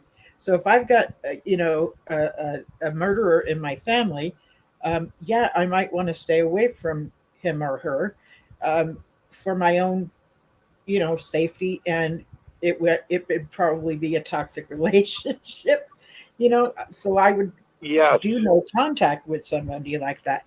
And he didn't hear that when I was talking to him. He didn't mind that an organization would take the place of Jesus as the mediator, yet he called himself a Christian. I'm thinking, wow, wow. And that he understood that when he got baptized, he was doing a contract, a verbal contract with the organization. He seemed to be okay with this. I'm like, wow, you are? Yeah. That was just mind-blowing. Definitely standing up for him, definitely supporting him, definitely. It could be a video that he took listening to this thing, and take it back and say, oh, I went into that apostate station and I really shut them all up. I could see him recording it because he's got a little bitty following. He's got about 400 people. It's not much. It's just his own videos, drinking and doing different things. But I think he's trying to get a following, and he might even be recording this whole thing. And definitely, to me, he is a witness, even though he's not. It's kind of like Jeff. When Jeff comes on there, Jeff says, "Hey, I was already far enough along. I already knew enough." I mean, if he's been studying 4 years and he was saying that he didn't know that Jehovah sent Jesus to the earth, I think somebody sent him to the earth. It's like, come on. It was fake, false humility, fake. He wasn't a witness, yet he defended him at every turn. And yeah, Are you talking about Jeff from? He just couldn't wait. He was just lining up to shoot people in the head. Or to dismiss them. Are you talking about Jeff from the YouTube channel JW History? That Jeff? Because he is. No, Jeff is the one who comes on and he talks about how he never really became a witness, but he had studied enough, and the elders told him, you studied enough, you need to be a witness, and they started shunning him, and he almost committed suicide. He comes on the show almost every week, Jeff. I forget his name. He's in Iowa. I went and saw him, but you know what I mean? He studied enough. If this guy studied 4 years, he knows the witnesses inside and out. He knows all the arguments. He knows the commitment. But he's a chicken shit. He won't take the step. He won't cross over. He won't get baptized. He said, I was going to tell him too. I was going to say, hey, if you do become a witness, you're going to have to turn off the Howard Stern show, because you're watching some girl give Howard a blowjob while he's on the channel. He can't smoke and he can't. I was going to tell him, and but he definitely didn't like anybody that would stand up to him and say, shut your mouth for just a minute and listen and quit trying to, it's a little more serious to me, watching my dad die in there, watching my mother, and then to see honest-hearted people really trying to help this guy because they thought, he was a person that maybe could be helped. And everybody was so loving to him. I thought everybody was gave him an opportunity. I listened to everybody who talked to him, and they're like, hey, I'm glad you called in and appreciate you. But that wasn't his intention. But anyway, those are just my thoughts. I know I've talked a lot. I thought always said. Sorry, Linda. Go ahead, Angela. Oh, just that Dan has always said forever since I've known him that it pretty much takes about 3 visits before you are totally indoctrinated, to the point that you're now leery of your parents. They might try to get you out of there by, saying certain things, and there'll be vessels of the devil to get you out. And, so that this guy's indoctrinated. He is. And like Dan said, he won't admit it, but he does smoke, and he seems extremely worldly. So yeah, he's not going to commit, and yeah, it's a double life. It is. It's a double life. But the fact that he takes us, uses these ex Jehovah's Witnesses as a sport, like it's a sport to demolish their souls. That is the thing that disgusted me. I just had a guy write me from Australia, and he said, "Thanks, Dan." He said, "Man, that guy was something else." He says, "I pray to God he don't come on next week." I snapped a picture of it. I think he was a disturbing element. It didn't bother me. I had a lot more. I mean, I had a lot more to say to him, but he wasn't going to let me say much more. He wasn't one to. By the time King of Dots got on there, it was like, dude, you're not fooling nobody. Here it goes. Everybody had his number by that time. It was like Zachary. Yeah. Zachary comes on there and he's like, "I know that guy in Bethel. That's a wrong name." But Zachary was cool. He goes, "That means you're suspect. I'm not accusing you, but you're suspect." And I'm like, "You're guilty, you little bastard." That's funny. And it's quite possible that Zach would have known who he was talking about. Very, very possible, because the man's 70, still there, You can't run names by Zach. Zach's like, "Hello, it's Zach, Rick." There's an error. I love Zach. I mean, he's like, I want to hear the name and I want it spelled properly. And they're like, "Oh shit," You know what I mean? Yep. That can get anybody, man. He's got one of those photogenic memories. He doesn't. He remembers everything, every book that was written, every line that was written. Watchtower 82, page 4 said this. Right? And I'm like, oh my God. That's our Zach right there. Yeah, I'm going to call Zach if the guy calls me again. I'm going to say, "Zach, David's back on. He's got some names he wants to drop." Yep. I think by the time Rick gets some of the information that happened after his, that we've gotten from this show, or actually the last show, Gilbert Gonzalez called in and talked about how he went over to the channel and found out certain things, and Rick might not be so eager to have him on next week, or maybe he's going to and honor his invitation. So whatever, it don't matter. I'll go on my channel too, and I'll snap some things, because I think that's the same guy, because I remembered what he looked like. Just kind of bloated, kind of kind of rough. So I'll see if that's the guy that was writing me. He was the guy that I said would just write me out of nowhere and say, "You're an idiot, you don't know what you're talking about. The witnesses aren't like that, And I'm like, who is this guy? And one day I think I went to his profile and I went, wow, I never saw him before, but he sure is ugly, I mean, I hate to say that about anybody, but, that's how I remembered him. Yeah. But anyway, I shouldn't say that about anybody. He just, different. It did seem after a while, it did seem like he was playing us, and I think you caught him quicker than even I did, or some of the others. But by the time King of Dots came on, it was like, dude, I'm gonna call you on all of it. Think about that. It was a moment, The King of Dots. He sounds like a Vegas card player. He can read them like a book, Hey, this is the King of Dots. I'm going to call you out right now. Yep. Great clutch. That man is one of the wisest men out there, King of Dots. He's got a certain kind of wisdom that's like it's real. Okay, it's real. He's not talking, out of his behind. He's talking what he knows, and he's talking from wisdom. Yeah, he knows. Didn't you love Gilbert too? Gilbert says, "I want you to profess your faith in Jesus Christ as your Lord," and he goes, "I confess my faith in Jesus Christ, my Lord." And then somebody else after that started asking about Jesus, and he's like, "Well, not exactly. It's not. I didn't exactly mean that. It was funny. He's kind of like pulling back out of it. It was funny." Oh, wow, that's too bad. Well, next time we can do Michael the Archangel on him. And a few other things, right? Well, Rick says I'm going to call in the gorillas now. Let's take this guy out. Oh my goodness!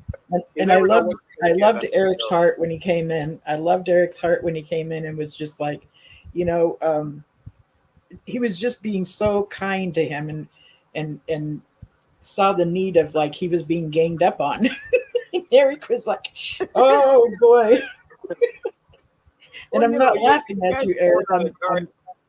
I'm laughing about the situation. It was very kind. That's what I heard.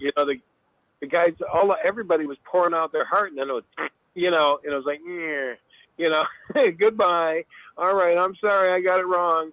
Well, you shouldn't have came in, right? You said you were going to be baptized and give your life to the organization. Well, that's what happened, right? You got this fellowship, right? Yeah, I'm sorry. Goodbye. It's like, oh my goodness. Yeah, you're attacking the congregation, but you know what? I'll tell you this anyway. I love you. You're a good man. Good. Daniel.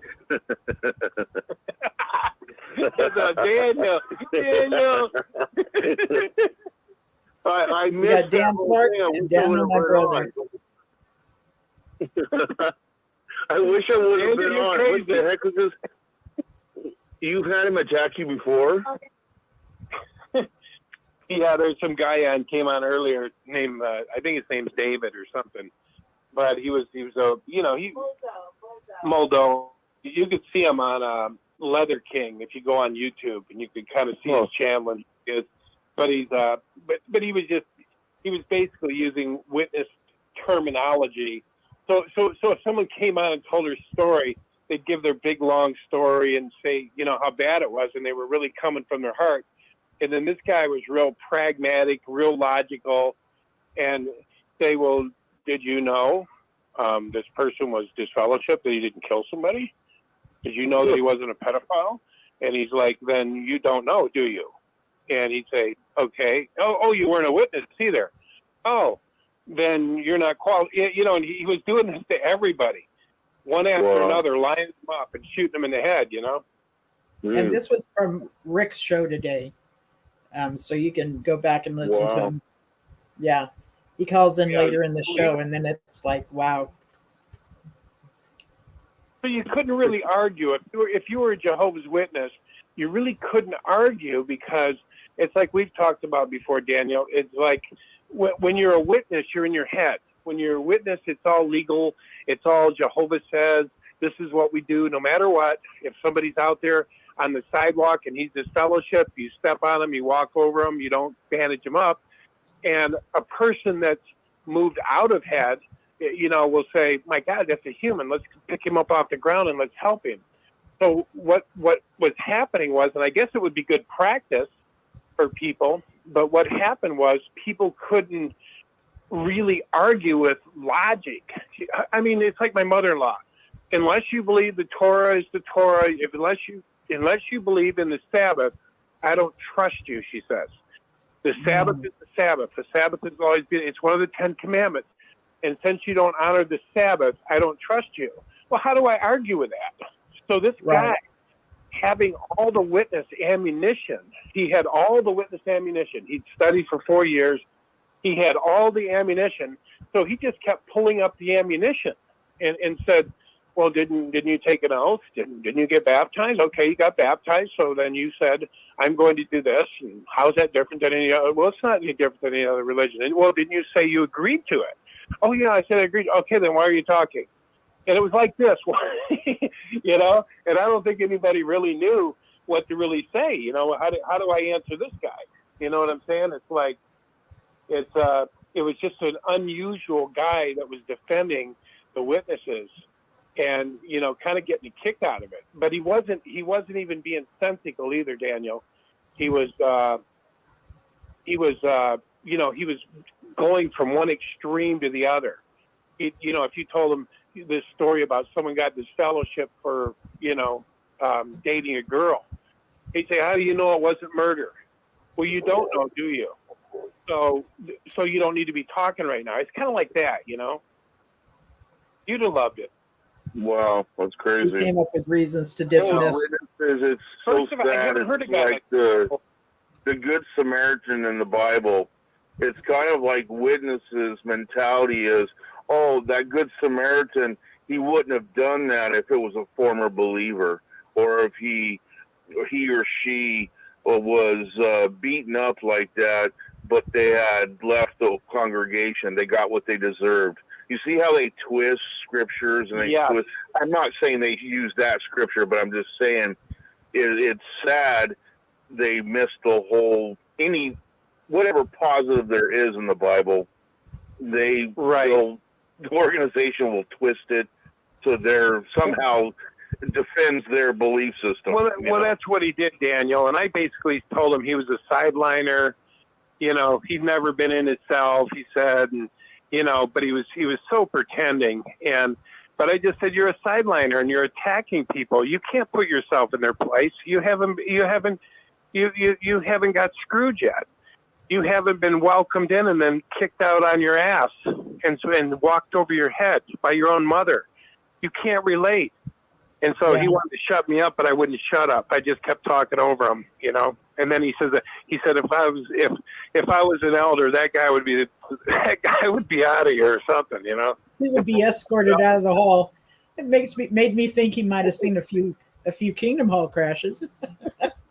But after a while, it started sounding like I don't answer to narcissists. I'm sorry, I don't buck down to narcissists. I'm not a witness anymore. I don't let those men abuse me like that anymore. I'm sorry. I found it interesting when he was asked to become a non-baptized publisher. He says, and I of course declined. And I'm thinking, and they still came and studied with you. Wow.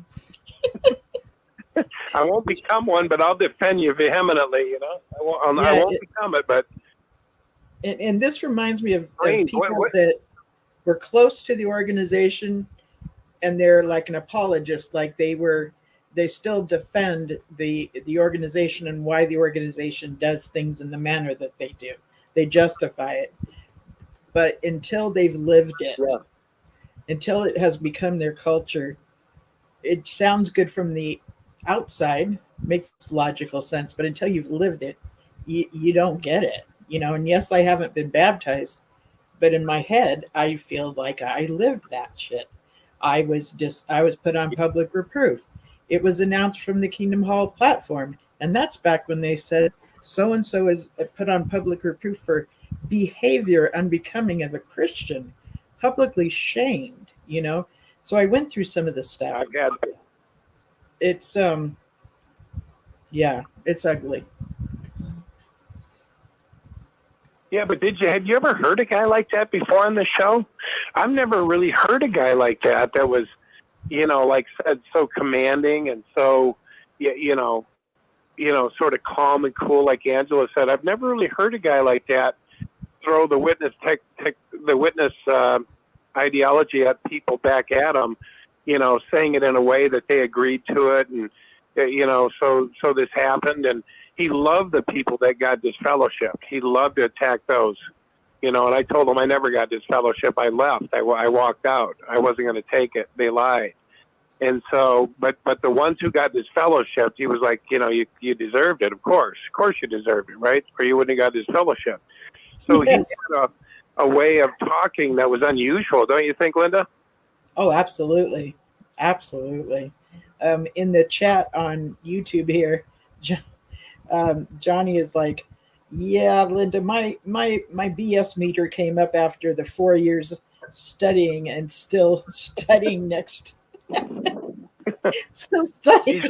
He's right. I think everybody started to wake up. They're like, tell me, what part of 2 years or 4 years is like part of Brooklyn? Where's it? They haven't done trial, man. Yeah. That's somebody did come on and say that. Daniel, listen to it. You'll see a pretty good negotiator. He was pretty good, you know. He was handling it, people. You wouldn't believe it, you know. He had a radio voice. Go back and listen to the if it's recorded, I'll have to go back and listen to it. It's worth it. That's I crazy. didn't mean to make an enemy with him, but I think I am in his mind. I don't hate him. I think Did if he you get really, booted off, or he just eventually quit? I don't know. He got mad at the end. Everybody started calling him. Like I said, Zachary said it's questionable. You're now in question, and when you're in question with Zach, you're in trouble. So Zach says, "I question." Zachary says, "I know that guy. That's a wrong name. I'm sorry. You guessed it wrong, like Jeopardy or something, And that was it. And then everybody, and then who's that king? Well, who's that other guy? That Ace of Spades or something? What's his name? I don't And, recall. who's that? Who's that guy? King of Dots. King of Dots. Yeah, King. Yeah, King of Dots started. He was merciless. He was merciless, and so. And that was kind of the end, but he says that here's what thing about it was. He said that the witnesses, were the closest thing and the most wonderful thing, and he just so enjoyed it, and it's just they're just the greatest people and the most truth and all this kind of stuff. But then at the end, he's like, well, Rick says, well, maybe we'll have you come back sometime, And he's like, oh, I would love it. This is the best time I've ever had, and the best group of people I ever been with. And I'm like, that's interesting. So right? you're a witness and you're an apostate at the same time. Interesting. So you're a narcissist feeding off of people's pain, basically. Daniel, you got to listen to it. That is the best explanation I heard. Did you hear what Daniel said? He's a narcissist feeding off people's pain. Oh my God, that is brilliant. Wow. Yeah, you hit it on the head. Yes. And hearing that he played the show through his show, this was a planned setup that we were not informed of. Oh yeah. Well, he could play it to the witnesses. Like I said, I went on that Apostate show and I took him down. Listen to how I talk to him. You don't have to be afraid of these people. Yeah, something weird about him, man. I thought he was maybe. After a while, I thought, is this like a Bethelite that came on there? That's what it sounded like to me. I'm gonna describe him this way. He was like a principal. He would be like, Johnny, did you take an oath? Did you give your life to Jehovah? Okay, let's stop there. Now you got this fellowship. What was that for? And are you saying that's wrong? And so he was almost like it felt like a principal in a school that was talking to children. I don't know. What do you think, Linda? Did you feel the same way? I'm sorry, I got distracted. I was looking at the chat on YouTube, and Jonna, who said she was going to go to sleep earlier, she said he didn't play the show through his show. And then Johnny said that I watched his show earlier and he had a few ex-witnesses on the panel. Gilbert said that he went over there and started talking to him, and so it's kind of murky right now is exactly what happened. So I might be wrong, but that was the impression I was under. So I could be wrong about that. So I'm sorry I missed the last part of what you said. I was just telling Daniel he sounded like a principal, or he sounded like an authority figure, like an elder that was talking to someone. Like if somebody did get this fellowship, he would say, well, yes, you were a witness, right? Yeah. And you got this fellowship, right? And do you feel you deserved it? Yeah. Then why are you talking? So he was kind of like that. He had that principle, like a principal of a school figure. He had that demeanor. And so he was intimidating to a lot of people, I think. Yeah. I would have slapped him down like a little schoolgirl. Oh no, you wouldn't have. You would have been, dude, I love you. Dude, I love you. I love you a lot. I'm even giving you a hug. I would have love bombed him.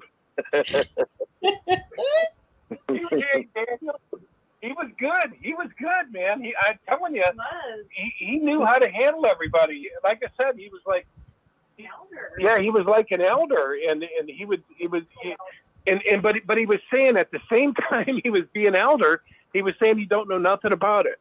I'm just saying, I think I know a little bit about people. This fellowshipping is when they do it wrong, right? So you did it wrong, right? and you think there's something wrong with that. And I don't know. It was crazy. You got to hear it. Wow. I miss all the good shows. My goodness. Well, that's what's nice about having them recorded, you know. By the way, last week on Anne Marie's show, Kurt was a guest, and they really didn't get too far into the discussion, and that was on Sunday. So not this Sunday, but next Sunday, they're going to pick it up again, and y'all want to hear it because it's going to be good. It's with Anne Marie, her show, which is the first show that comes on Sundays, and she's going to have the guest on of Kurt, and that's going to be very good. Next Sunday, not tomorrow. Oh, Sunday tomorrow? No, next Sunday. Am I hearing Miss Grace? Is it like a testimony? Yes. What? Yes. Testimony. Okay. Well, guys, I think we're going to head in. We sure enjoyed you guys tonight. Everybody. We love everybody. You guys are all awesome, and you're working real hard to set people free, take the burdens off them, validate them, let them know they're okay, let them know there's life after this religion. You know, everybody's working hard to do that. And good job. Freedom. Everybody's holding their own, and everybody's learning. Well, I'm going to stay on in case this guy comes back. I want some action. I'm telling you, Daniel, you'll be loving him. You'll be giving him love. And I'm not making fun of you. I'm just saying I know you, brother. But now that he didn't buy the love stuff, Daniel. He didn't buy that because it didn't matter if you called and said, you know, we want you to know we appreciate you and that. He'd go, yeah. And then he'd hear you out, and then he'd slay you. I just keep saying it. I love you, man. I love you, man. Yeah, he didn't want to. He wanted law. He didn't feed off of. He didn't feed off of love. You give him pain. That's what he wanted. He wanted to feel your pain. He wanted to suck that up like a vampire, energy vampire. Yeah. Like a mean principal. Bad principal. No apple for you. He was different. I tell you, he was really different. I never heard anybody like him on the show. We were surprised. We were like, okay. He's probably a used car salesman. Probably sells the hell out of the cars. He had a way with words. I can tell you. He had a way. He knew the witness jargon. And he basically what I heard over and over. You signed up for it. You said yes, like any other religion. You got disciplined and you deserved it. Goodbye. Get off here. Now get next. It was kind of like that, you know. He must have had the Watchtower contract with him. Seriously. Yeah, no kidding. I'm hearing somebody else also talking. Body member. I'm hearing a female voice. Is there a female here trying to get through? Speak up if there's a female here. Maybe it was just, maybe I heard Angela in the background. Go ahead.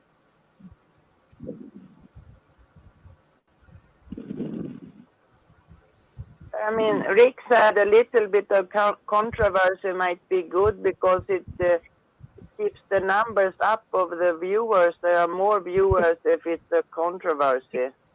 Yeah, said that before, not tonight, but before. Yeah, that can happen. That can happen, yes. I mean, if he's smoking, he doesn't have a chance to become a Jehovah's Witness. So I guess we don't have to worry about him so much. Yeah. Yeah, he's smoking cigars. If you go on his site, and look at Leather King on YouTube, and you'll see drinking, and you know he's just a partier. You know, he's probably smoking the green stuff. stuff. He has 457 subscribers, and he's smoking in his car, and he shaved his head. If I have the right person. You got him. You got him. That's him. Got a little mustache, kind of bloated. But do you know what happens if I subscribe to his channel? Will he find out about me and like my email address or something? I don't know. I didn't subscribe to him, but what was interesting was I sent one of his videos to somebody else. I said, check this guy out, that they got on there. He's ridiculous. And anyway, but then when I went to open it on the other guy's channel, it said you must sign in. So I didn't sign in. So you can go on there. If you want to see who he is, go on there to the Leather King, and you can watch one of his videos and see. But if you send it or share it, it'll ask you to sign in. I did not sign in. I don't want to. I didn't subscribe, and it also says sign in, like subscribe, and I just didn't do it. I don't want to. I'm not going to be his friend on there, and I don't want to have a two-way with him. Like I said, I think he's written me before on my Facebook channel and attacked me for no reason. Just said, I disagree with you. You're a bullshitter. He just talks like that. And then he'll never answer you back. So I actually didn't know that till after the show, till Angela we found his page. And then I said, I know that guy. That guy writes me every now and then and tells me I'm full of shit for no reason. Wow. Oh, that's interesting. Yeah. Yeah, I don't No, I'm not. I'm not full of shit. I just want to friends. Jonna is saying in the chat that he will never know you are sub unless you chat. I disagree with that because when you have subscribers to your channel, you can actually look and see who has subscribed whether they have made a comment or not, or chatted through live. Yep. Like what we're doing tonight. You do know who your subscribers are. So I'm disagreeing with you on that, Jonna. Yeah.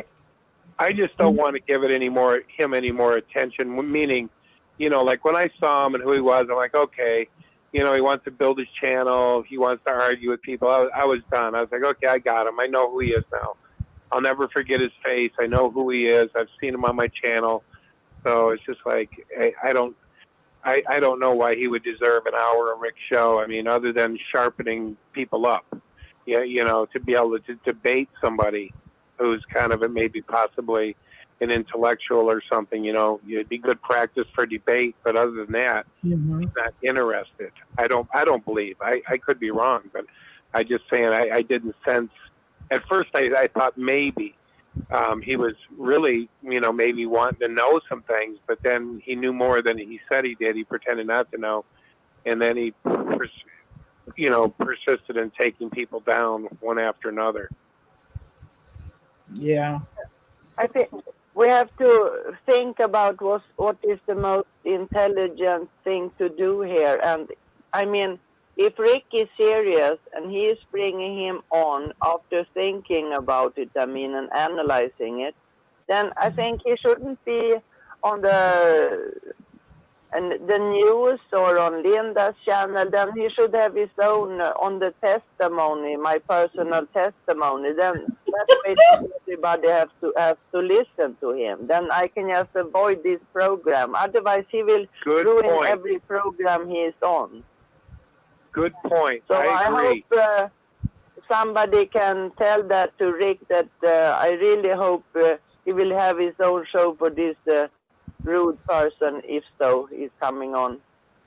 But Rick also has a personality that will allow that stuff to flow just to let it play out. That's also Rick's personality. But, it can go either way. We'll see how Rick chooses to handle this. I'm quite fascinated to see how it will go. Yeah, and I agree, Linda. I think Rick was sensing it at the end. Rick is like, wait a minute. A lot of people here are thinking you might be a phony. And Rick was like, we're going to cut it off right here. We're not going to go any further. So I think Rick was starting to sense, because we all got caught off guard. I did too. And then I was like, wait a minute, there's something wrong here. And everybody started noticing, I think everybody. So we'll see what happens. Whatever. Exactly. I think if he comes on again, he won't have the grace he had this time. The first time he had a lot of grace, and he had a lot of people saying, with a warm heart, we welcome you to the show. But I don't know that it would be the same next time after how he treated everybody. I just don't think it'd be the same. I think people will be waiting for him this time. Yeah, I won't be calling in to talk to him. And the gal just before me, that was Jane Doe from she has a YouTube channel as well. XJW, like ex elder XJW elder Jane Doe. Her channel is amazing. So when she talks about she's been in it for 50 years, she was been in it for 50 years. She was an elder's wife and knows her stuff. And then after her husband died, and she found some, time, she went to college and took a class from an authentic Jewish teacher about the Old Testament or something to this effect. I don't want to go further with it because I might say it wrong. But she, she's an educated woman. So if you ever get a chance to check out her channel, please do. Okay. Awesome.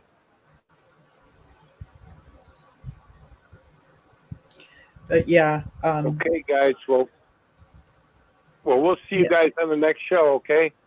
Okay, sleep well, Dan. Good night, Angela. Love you guys. Love you guys. Daniel, thanks for joining in. Good night, Mary Jane and John Boy and. Oh my goodness.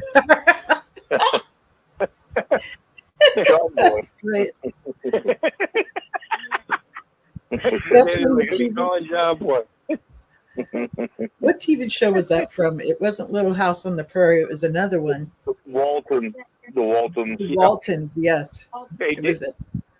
I want to say, Daniel, any good news? Anything breaking out there in New York? Hopefully, I'll find out Tuesday. All right. All right. I'll fill you in later on that. Okay. All right. All right, guys. I'll call you about 5:30 in the morning, right when you fall asleep. All right. Okay. Perfect, Daniel. That's the perfect time. I have my worst nightmares at that time. 5 in the morning, man. I tell you, it's the craziest time for me. I should get up, but 9 is a lot better. Good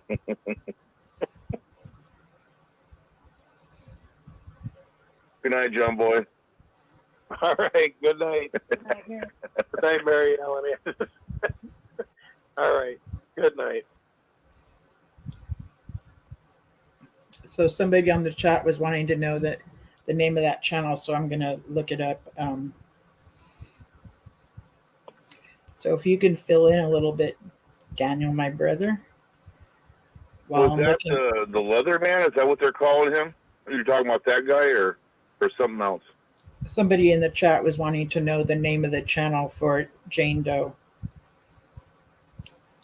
Oh, okay. So I'm going to look it up because I'm not saying it correctly. Gotcha. And if you could say a few words as I'm looking this up, I'd appreciate it. Oh, no worries. Who's all out there? Anybody else out there want to come on? That sister from Sweden, you still there with that sweet accent? Yes, I just wanted to ask you, are you the same Daniel who has a truck that's broken? And if so, is it getting any repair soon, you think? I hope so. Yeah. I'm the Daniel that fell asleep on you. I'm so sorry. No, that's okay. You're my boyfriend number 2. All right. I love it. Number Boyfriend 2. number 2. Or Who's your number 1? Somebody maybe I confused you with somebody else. I don't know. Oh, no. Now I'm going to be number 3? So you're number 3, okay. No, I'm number 2. You didn't confuse me. We talked a long time when people seemed to get off the phone, and then I fell asleep on you, I guess. Mm-hmm. Okay, so I looked it up, and it's XJW Jane Doe. So it's a capital EX, capital Okay, EX space capital JW space, and Jane is spelt JAYNE. Again, JAYNE. And Doe is spelled DOH. So it's spelled a Oh, it's a little long different. name there. So it used to be longer, but I'm going to say this again. So her channel is called XJW Jane Doe. So there's a capital EX, then there's a space, capital JW, and then space, and then it's Jane Doe, spelled JAYNE, space DOE. I'm sorry, DOH. Forgive me. So she spells the Jane Doe a bit different than the usual Jane Doe. And she usually has something on every day. And Wow. yeah, she's had over 1,000 videos. Like I used to keep track of all of them. And Holy smoke. That's a lot. yeah,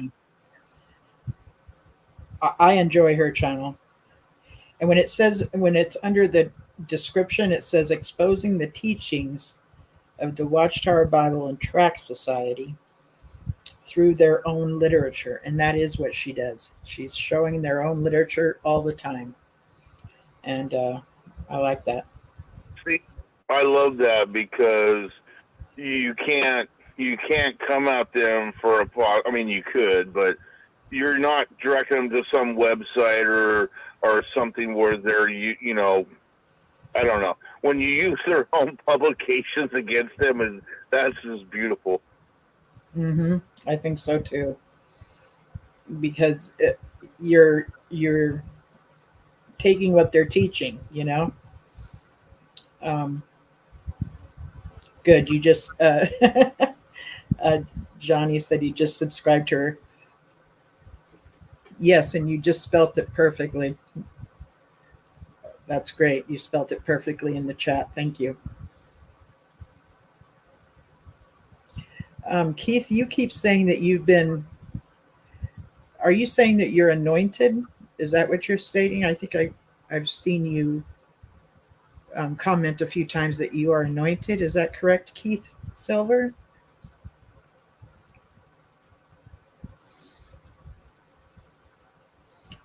You can go ahead and put that in the chat. I have not looked up Leather King.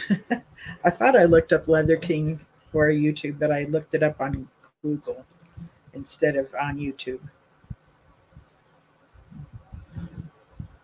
I love this chat. I love this show. It's such a good time.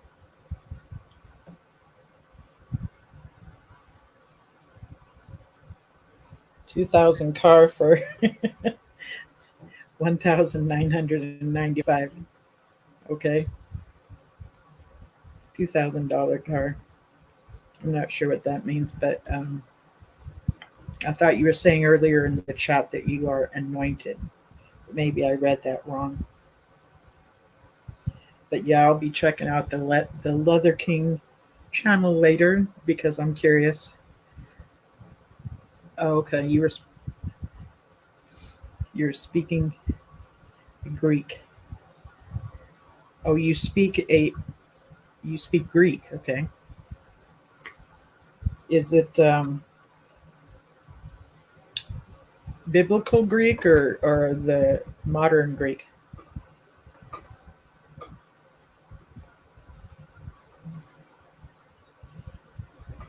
Because when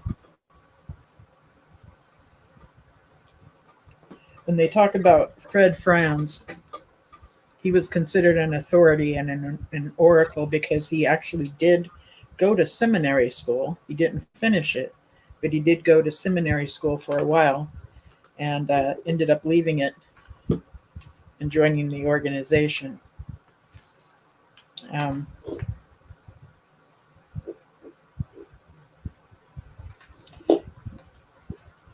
So yeah, okay.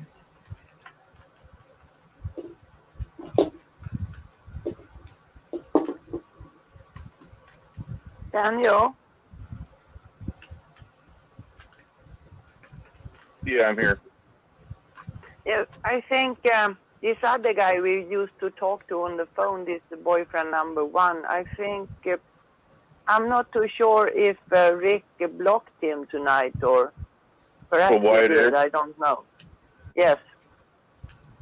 Why did he get rambunctious again tonight, or what happened? No, because I think perhaps it was blocked because Rick said something. Now I will block this guy now, and then it went silent. He said something, I think.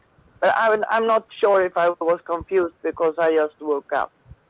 Oh. So If maybe he will was not blocked, talk to him tonight, perhaps. I don't think he was blocked. If he was blocked, he would be blocked on Rick's channel, and he was commenting earlier today, especially to the guy Dave that called in that they're talking about. So he was commenting then. If he was blocked, he wouldn't be able to. Yes. But I know he was commenting, and then Rick said, I will block this guy, and then it was silent from him after that. Oh, today? Yes. Okay. I missed that. Sorry about that then. Okay. I'm not sure he was referring to him. I'm not sure. Oh, I think he was. I think he muted him, but you might be right. Yeah, could be right. It seems like it's the same phone system. I mean, it's the same phone system on Rick's channel as on your channel. It's the same phone system, I think. Yes, that's what I'm hearing. Those that are calling into Rick's show, exactly.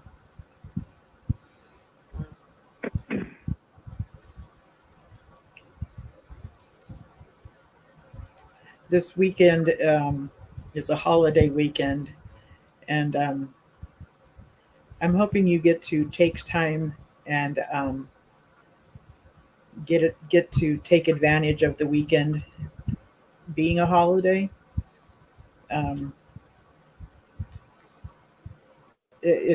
Most people will have Monday off of work. Not everybody, but many do have Monday off of work. And if you get a chance, maybe you can do something for yourself and take time out to enjoy yourself.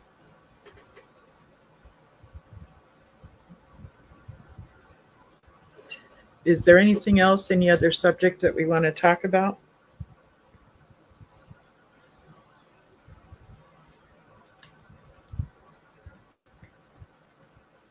What was the? I didn't get on the Six Screens until way late. Was there anything in the JW news that anybody knows about that was something to talk about? Did anything happen or aware of anything new or? Yeah, there was a couple of shunning videos that have recently been mentioned, and the reason they've been mentioned is because they were taken off of the symposium. They took them down, and everybody's talking about that. Like, why did they take it down? But they were both talking about a gal that was shunning their mother. Have you heard about this?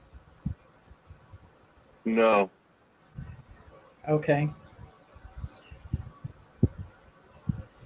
So yeah, they've taken down these two videos about a gal who shuns her mother. Website, you mean, like off jw.org or? It was taken. So the conventions, how they have different videos that'll have teach certain things. These were two videos that were taken down. I wonder if it's because of lawsuits and they're worried about people coming at them as a hate crime type of religion. You know what I mean? Right. Yeah, I hear what you're saying.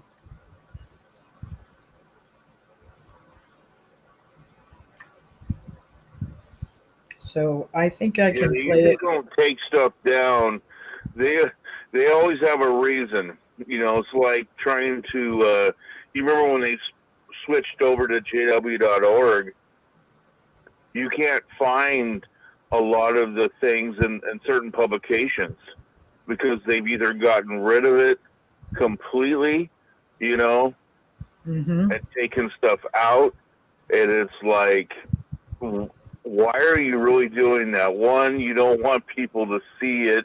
And two, you don't want it to be able to be used against you because it'd be in print. You know what I mean? Yeah. And so I'm going to play these. I'm going to play both of these videos for you to hear them, but not for you to see them. Okay. But because you're Daniel, my brother, I'm going to play them, and they're only a few minutes each, and I have them both together, but I'll stop between the two. Okay.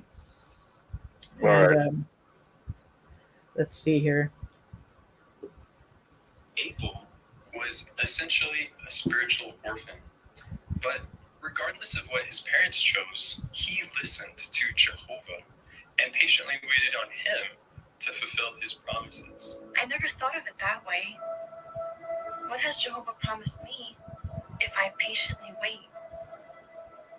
Spiritual brothers? Sisters?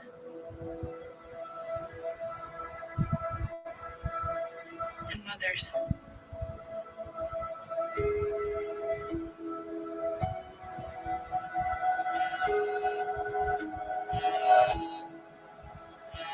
That buzzing sound is her mother calling her.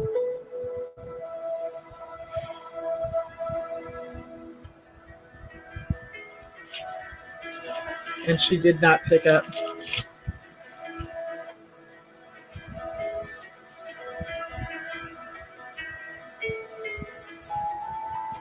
If I focus on what I do have and wait patiently, someday what I don't have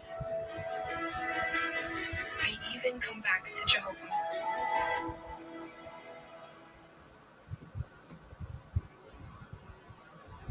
So that was the first one.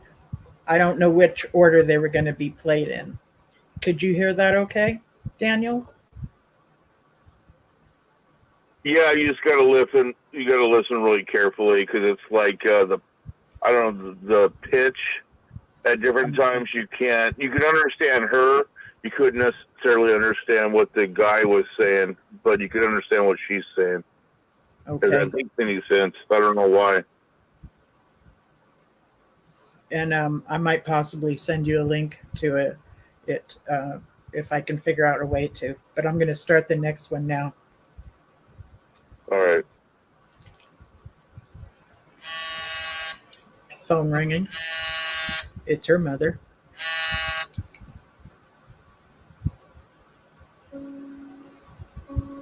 Mom's disfellowshipping still feels so wrong.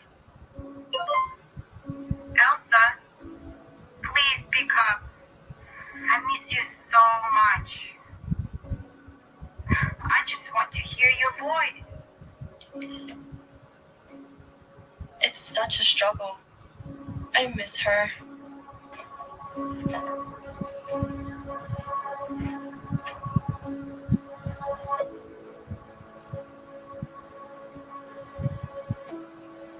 She taught me the truth. Gave me a stable life. She was my closest friend.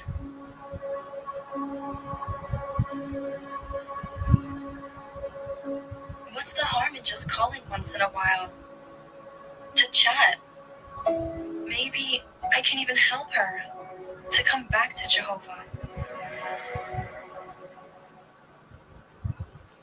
So that was the second video that has been taken down from the symposium, and they're both about shunning. And in this case, it's a believer shunning their mother because their mother was disfellowshipped. You know, those two videos are a perfect example, I think, why this organization creeped me out as a kid. It is so wrong, so twisted.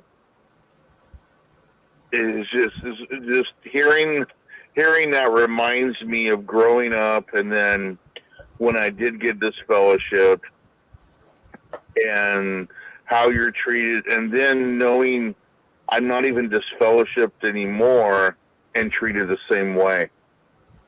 You know, Yeah. but it's just to shun your own mother, your mom that gave birth to you, and to shun her and ignore her phone call. If a person can't step back and see how twisted and sick this is, and a witness would call it normal, and they justify it, well, she's the one that messed up, she's the one who did this, and or committed this there, or did whatever, and to justify it and be called normal is so twisted. Yeah. It's so messed up. It is. But what if she was so desperate and committed suicide? Because her heart was broken. She wanted to hear her daughter's voice. I mean, it's just, this organization is beyond the blood issue. This organization is so blood guilty, it's not even funny. I mean, they are blood guilty on so many levels of what the stress, the division, the breakup of marriages, separation of families, people who have committed suicide, people who have lost their life of not taking a blood transfusion. I mean, it goes on and on and on. It's disgusting. Yeah, I agree.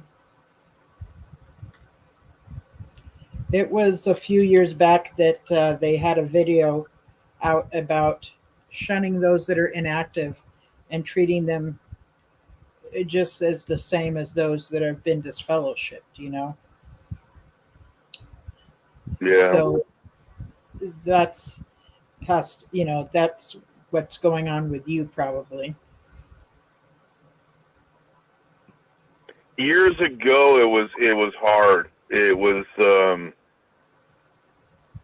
it messed with my head a lot. I couldn't because I couldn't process it, because I think why it's so hard sometimes to process is because you were raised in the same religion, and you yourself would not treat somebody like that.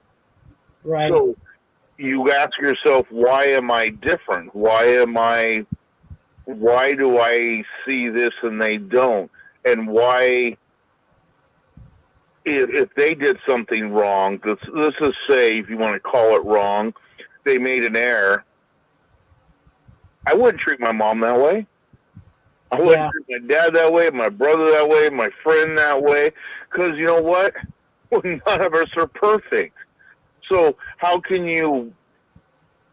To me, I just can't process it, and I think that was my biggest struggle with when I was on my way out.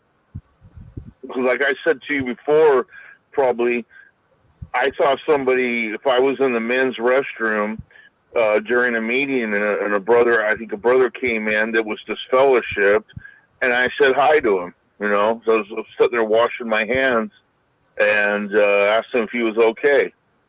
He's like, well, you shouldn't be talking to me. I said, I know. This is something a lot of people don't realize, that disfellowship people are not even able to talk to other disfellowship people. That is forbidden. That's ridiculous. Yeah, I got held out for another 6 months because of that. I'm going to play a little bit of the exact same reason. I'm going to play a little bit of the shunning talk, and for you guys to hear. I'm going to turn it up, and what I'm talking about is from a few years back, because I have it recorded.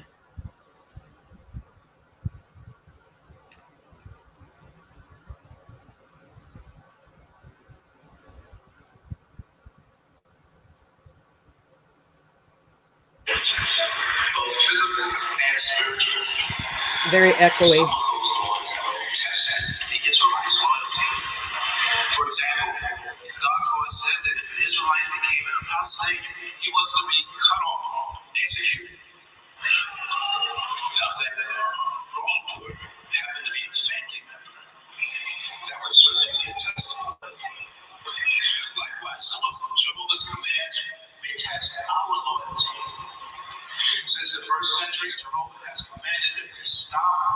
company with unrepentant wrongdoers. I invite you to turn to your Bibles, 1 Corinthians, the 5th chapter. I know it's echoey. And note the clear direction in verses 11 through 13. That's 1 Corinthians chapter 5, starting in verse 11. But now I am writing you to stop keeping company with anyone called a brother who is sexually immoral, or a greedy person, or an idolater, or an reviler, or a drunkard, or a sorcerer, not even eating with such a man. For what do I have to do with judging those outside? Do you not judge those inside, while God judges those outside? Remove the wicked person from among yourselves. Yes, unrepentant wrongdoers are his fellowship.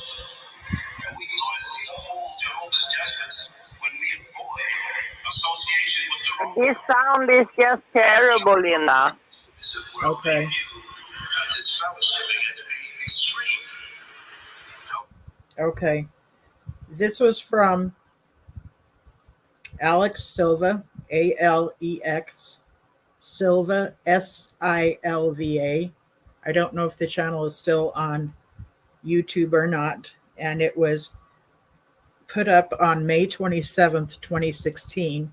And it's titled Shunning Talk, Jehovah's Witness Convention 2016.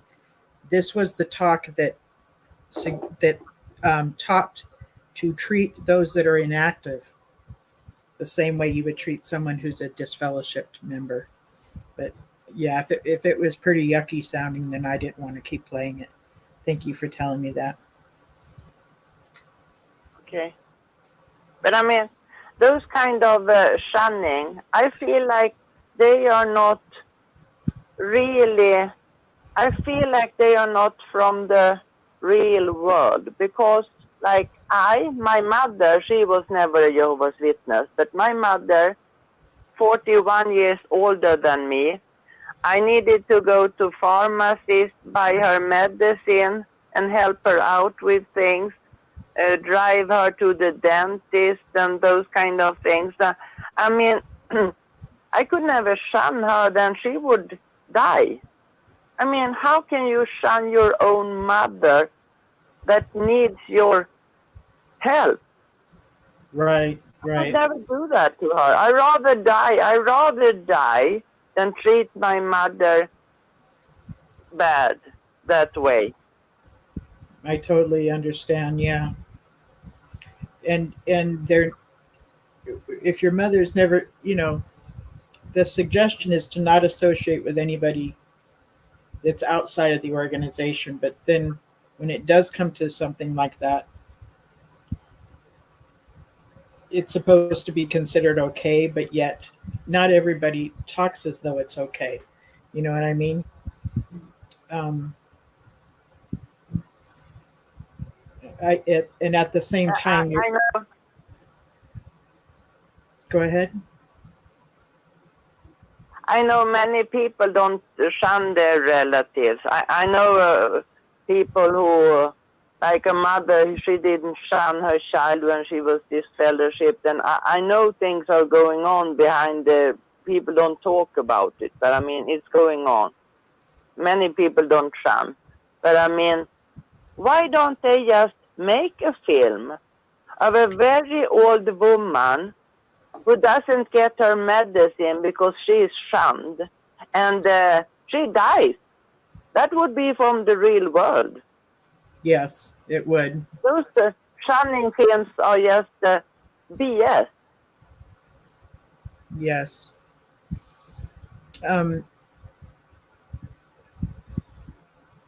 So, Keith Silver, you're wanting to know how you can share. Are you in the United States? You want to call in, Jana? So let me tell the number. The number is 727-731-6701. So I'm going to say that again, 727-731-6701. And that's where you can call in if you're in the States. If you're not in the States, then you can download this. They have this one app that's used, and it's called freeconferencecall.com. You can look for it through the Google apps, and you can get it through there, or simply Googling this conference. It's called freeconferencecall.com, and that's something that you can use if you're not in the United States. So Keith, that's how you can call in. So how do you share? Keith, you can share by calling in and talking to me. When you do get through using the phone number, you'll be able to push *6, and that's going to let you speak up to me. Okay, you are in the United States. And so let me go back to that phone number again. So Keith, the number is 727-731-6701. You were asking to press what?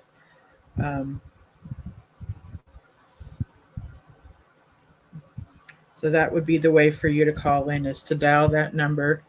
And then once you get through, in order to talk to me, you'll push *6. That little star sign that looks like an asterisk. You push *6 and you'll be able to speak with me. Okay?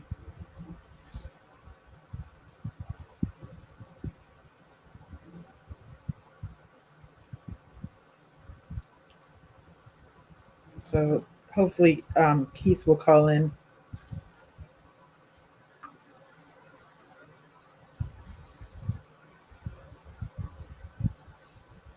I'm not sure what that word means.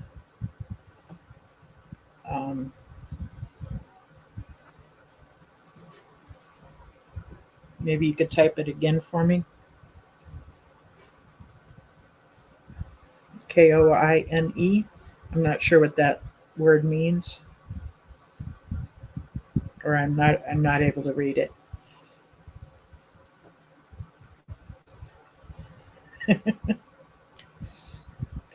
Sorry about interrupting you, Miss Grace. I just wanted to give Keith that information.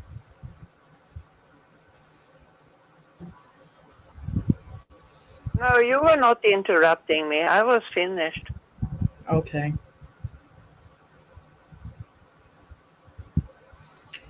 Yeah, it's one of those things that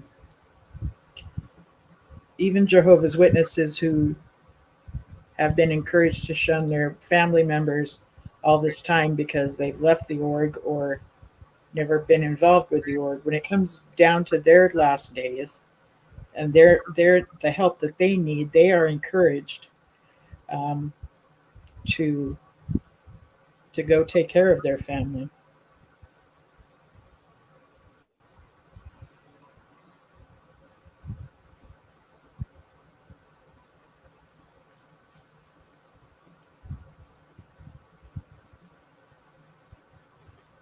So that number is 727-731-6701. That's how you would call in, by dialing that number, 727-731-6701.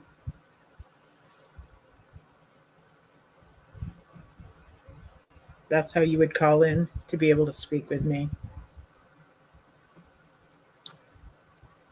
I would actually type it out, but it's too dark for me to see the numbers. And I'd have to take the computer and pick it up and get all close to it and everything. So if somebody else could type it in for him, that number is 727-731-6701. And of course, you want to dial a 1 before that.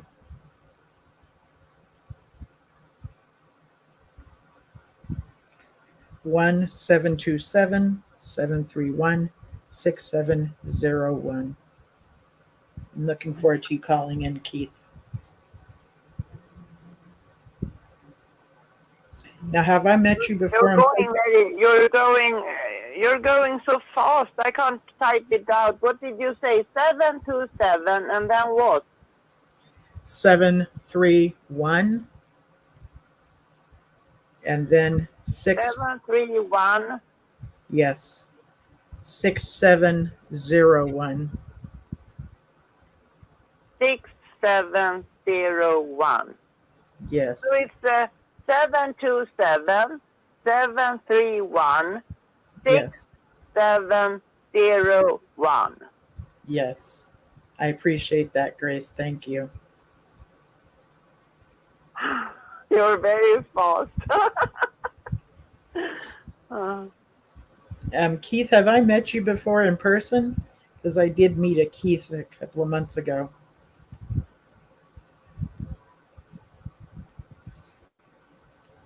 He was from United States or what? That's what he said. He's in the United States. Yeah. Hopefully he's calling in.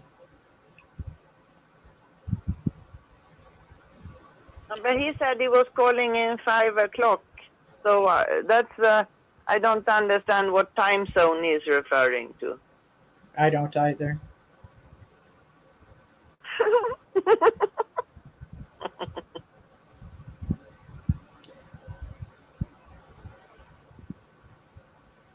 I want to tell you about 50 plus years in my hall. Okay, Keith, are you able to use your phone to call in to me and talk about it?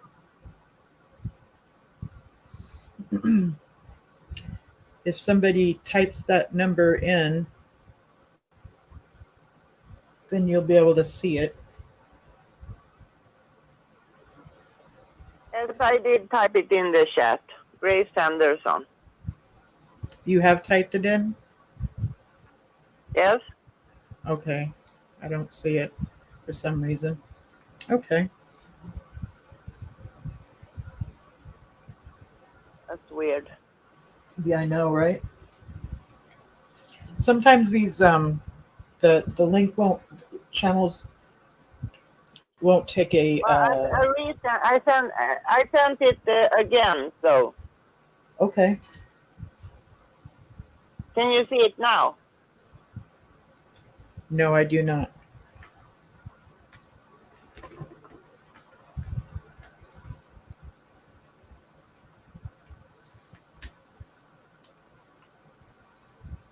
Have you put on the refresher?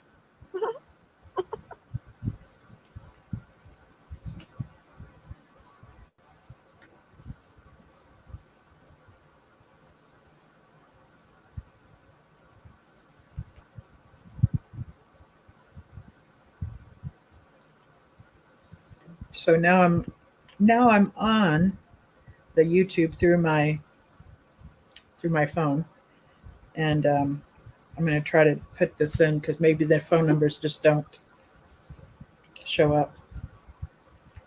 Now I put it in a third time. Can you see it now? No, I can't.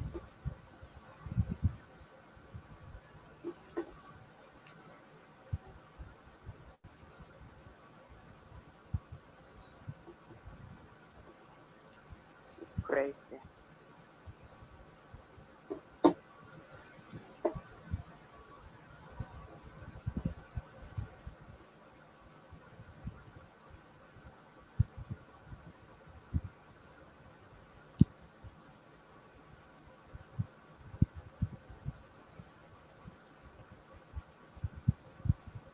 Sorry about all this blank sound right here.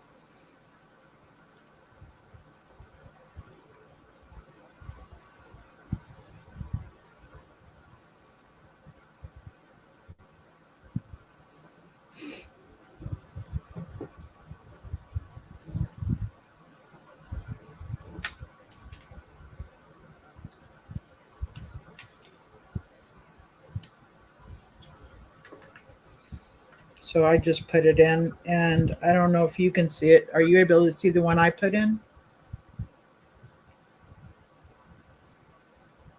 So that number, Keith, is 727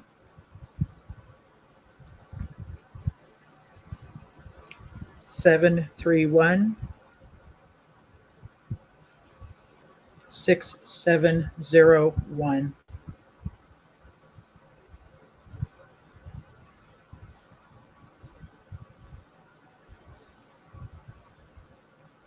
You know what? I think it's the, how you say, IA, who he deletes our numbers. Maybe so, yeah. Artificial intelligence. It's the one, he deletes it. Yeah. So, Keith, do you have a piece of paper and a pen to write something down with? If you can get a pencil and a pen, then you can write it down.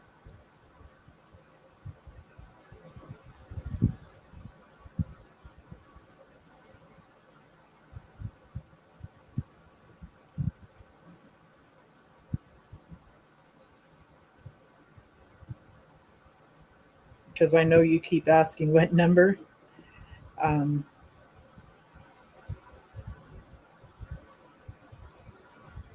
Linda, I put that number in there twice. Oh, who's this? Artificial intelligence, he removes it. Who removed it? IA, artificial intelligence, removes it. IA. Do you see my number in there? Who is the gentleman talking? No, I said, do you see my number in there? And yeah, I know. Okay. I smoke too many cigarettes. Sound like a guy. I'm sorry. I get that too all the time. Forgive me. So sorry. I'll go through the drive-thru to order something. They're like, "Yes, sir. Yes, sir." And I'm like, "Damn it." That's yes, ma'am, to you. Because I got one of those low voices. Sorry about that. That's okay. And if you put the number in there, I don't see that you did either. This can be set up in such a way that links are not allowed to be put up, and neither are, it looks like neither are phone numbers. And I used to be able to put the phone number in here. So that has probably been changed. Who is this? Jonna. That's what I thought. Okay. Oh, How are is you? it Jonna Taylor? Yeah, Jonna Taylor, that's me. From Illinois or something? Yeah, Illinois. Oh, I'm so happy to hear you. I wish you, you heard my thoughts. I wished you would call in tonight. I know, I'm just laying here being a bum and I can't go to sleep. Yes, I know you were supposed to be sleeping. You get so excited from this show, then I can't sleep either sometimes. Yeah. Oh, it's shown on the screen. Okay, I'm not seeing that. Linda Lowton just came in here and said, point it to the number on the screen. I don't see it on this screen. Linda, she says, she's talking to me. Linda, point it on a paper and show it on the screen. Okay, I can write it on a paper. That's what you're saying. See, Linda Lowton is like who I want to be when I grow up. Can you read the number now? Yes, 727 731. How many do you see it on there now? You see it on there now? 6701. Oh, no, I didn't write that. I wrote 727. Oh, shoot. No, I did. I wrote 727 731 6701. Read in the chat. 6701. Yes, but you know, the artificial intelligence removes every number from the chat. So that's why you can't see the numbers. I wrote it like 10 times. They just remove it. It's the computer removes every number you type down in the chat. That's crazy. Yes. I know, Grace. I would give you my messenger, but I'm afraid. I mean, my name is my name, the name on there, but it's the middle name that would be the dead giveaway, and I don't want to get my sister upset at me. No, don't do that. We might figure something out along the way. Okay. We have to think about things. Yeah. I'm so happy to hear your voice, though. I know. Linda, you didn't know that Grace is my cousin because I'm Swedish too. My DNA. Oh, yeah.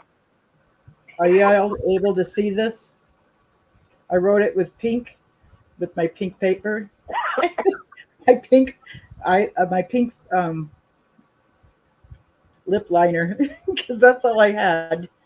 So, as you Keith says, call me, please.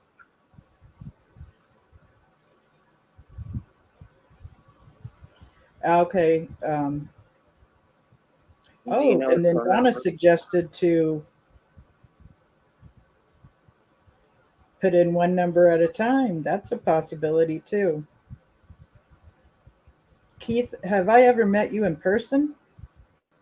I don't think I have.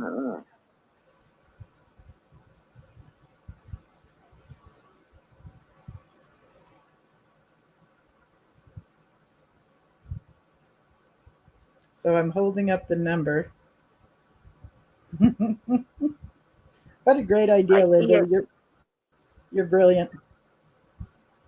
And it's saying 727-731-6701.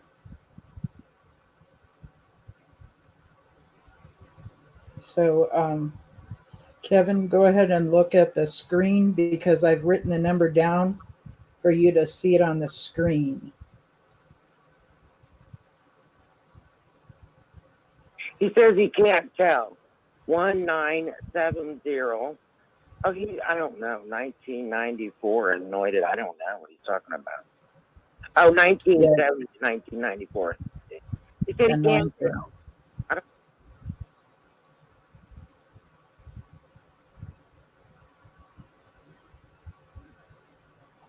I wrote in the chat that you should watch the sign that Linda is holding up, the number. I think you must read the chat at least. I have it on the screen what the number is. And if you look at that, Keith, you'll be able to see the phone number. And yeah, it sounds like you've got something really interesting to tell us about this 1970 to 1994 anointed. That sounds pretty interesting. And if you look at the screen, I have the phone number up on the screen.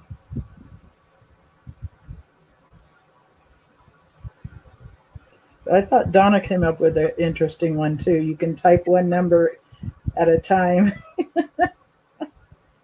So one comment would be, one number.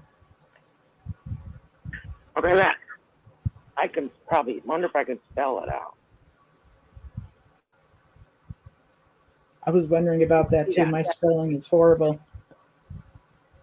Did you see that, Grace? I see the 7 that you just wrote out. Yes. I can read it now. Yes, I can see you wrote 7. Let me go 2. And then we go 7 again. Yes. Yes. Yes, 727. And then 731.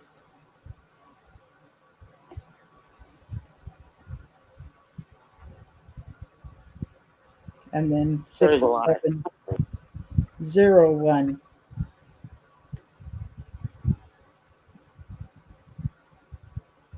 Okay, did I do it right? You sure did, girlfriend. You are amazing. Keith, there's your number. I don't know. I don't know if he's going to call or not. No, you did right. It's correct. That is perfect. Okay. Yes, it is. Sure, a lot of sevens in that number. 727.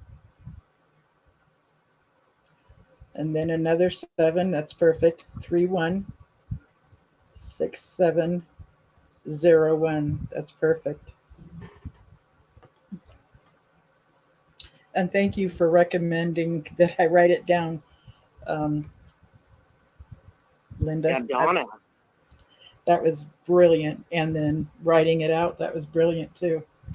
Appreciate you guys. We've tried both. And if Chris isn't able to call in tonight, then we can maybe next week he might call in. Maybe.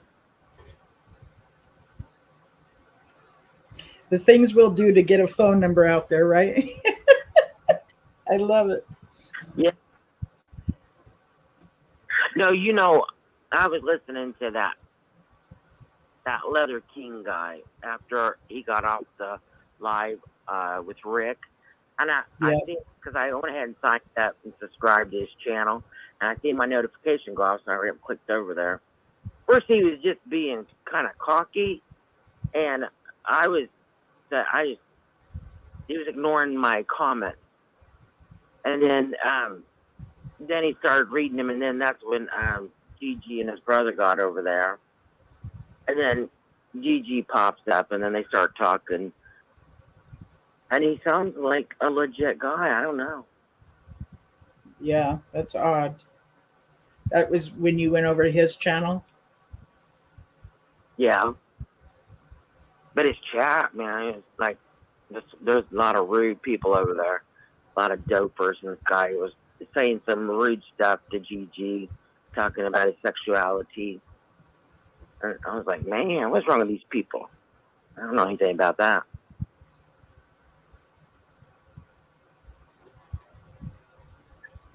I don't know what the problem is. I tried to chat with him and explain it in the chat to him that just he's like, call me or question mark. I'm sorry, Keith. I'm not able to come up with it. I get the feeling that he can't hear us. He can only read the chat. That's how I feel. Maybe.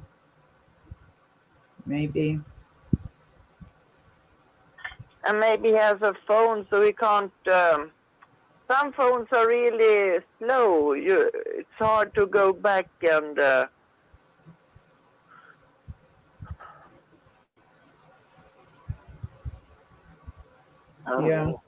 I don't know why we can call him. We don't got his phone number.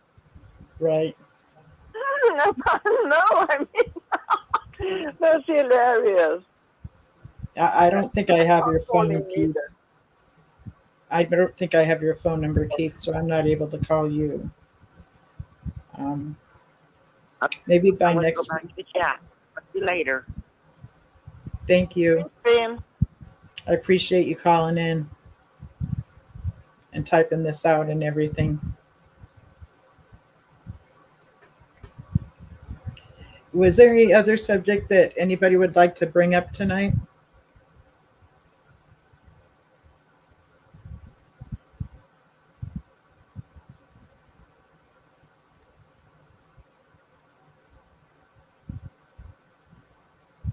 How long have you been going on now in this show?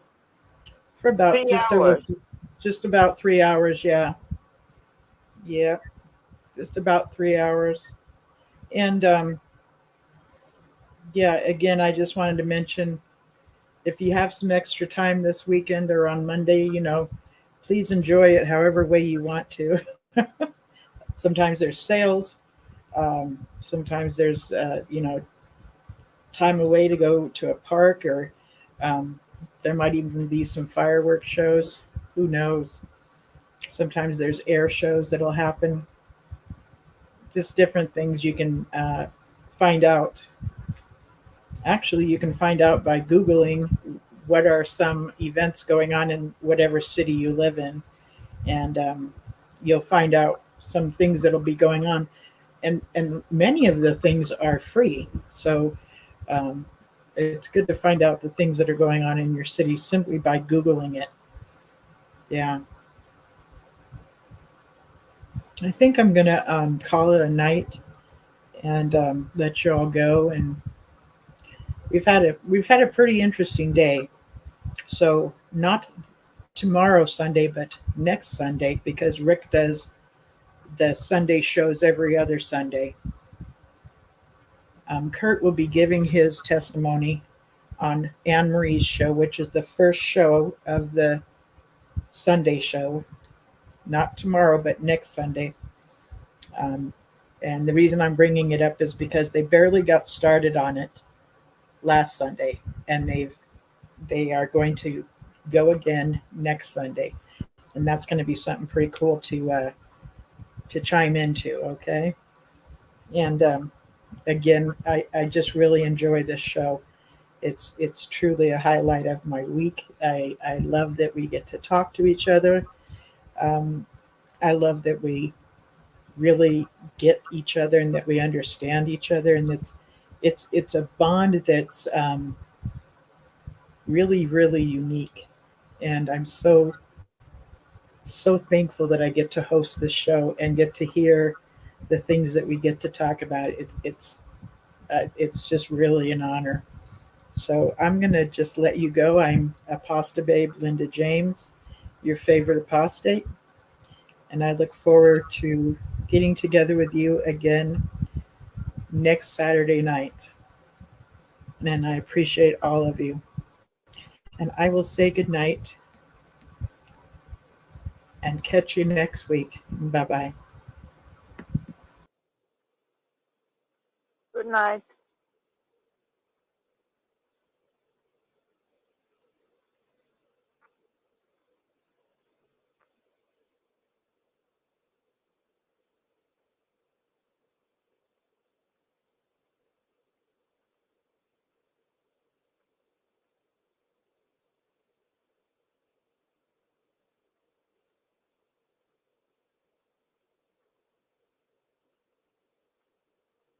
So I guess Daniel is sleeping, or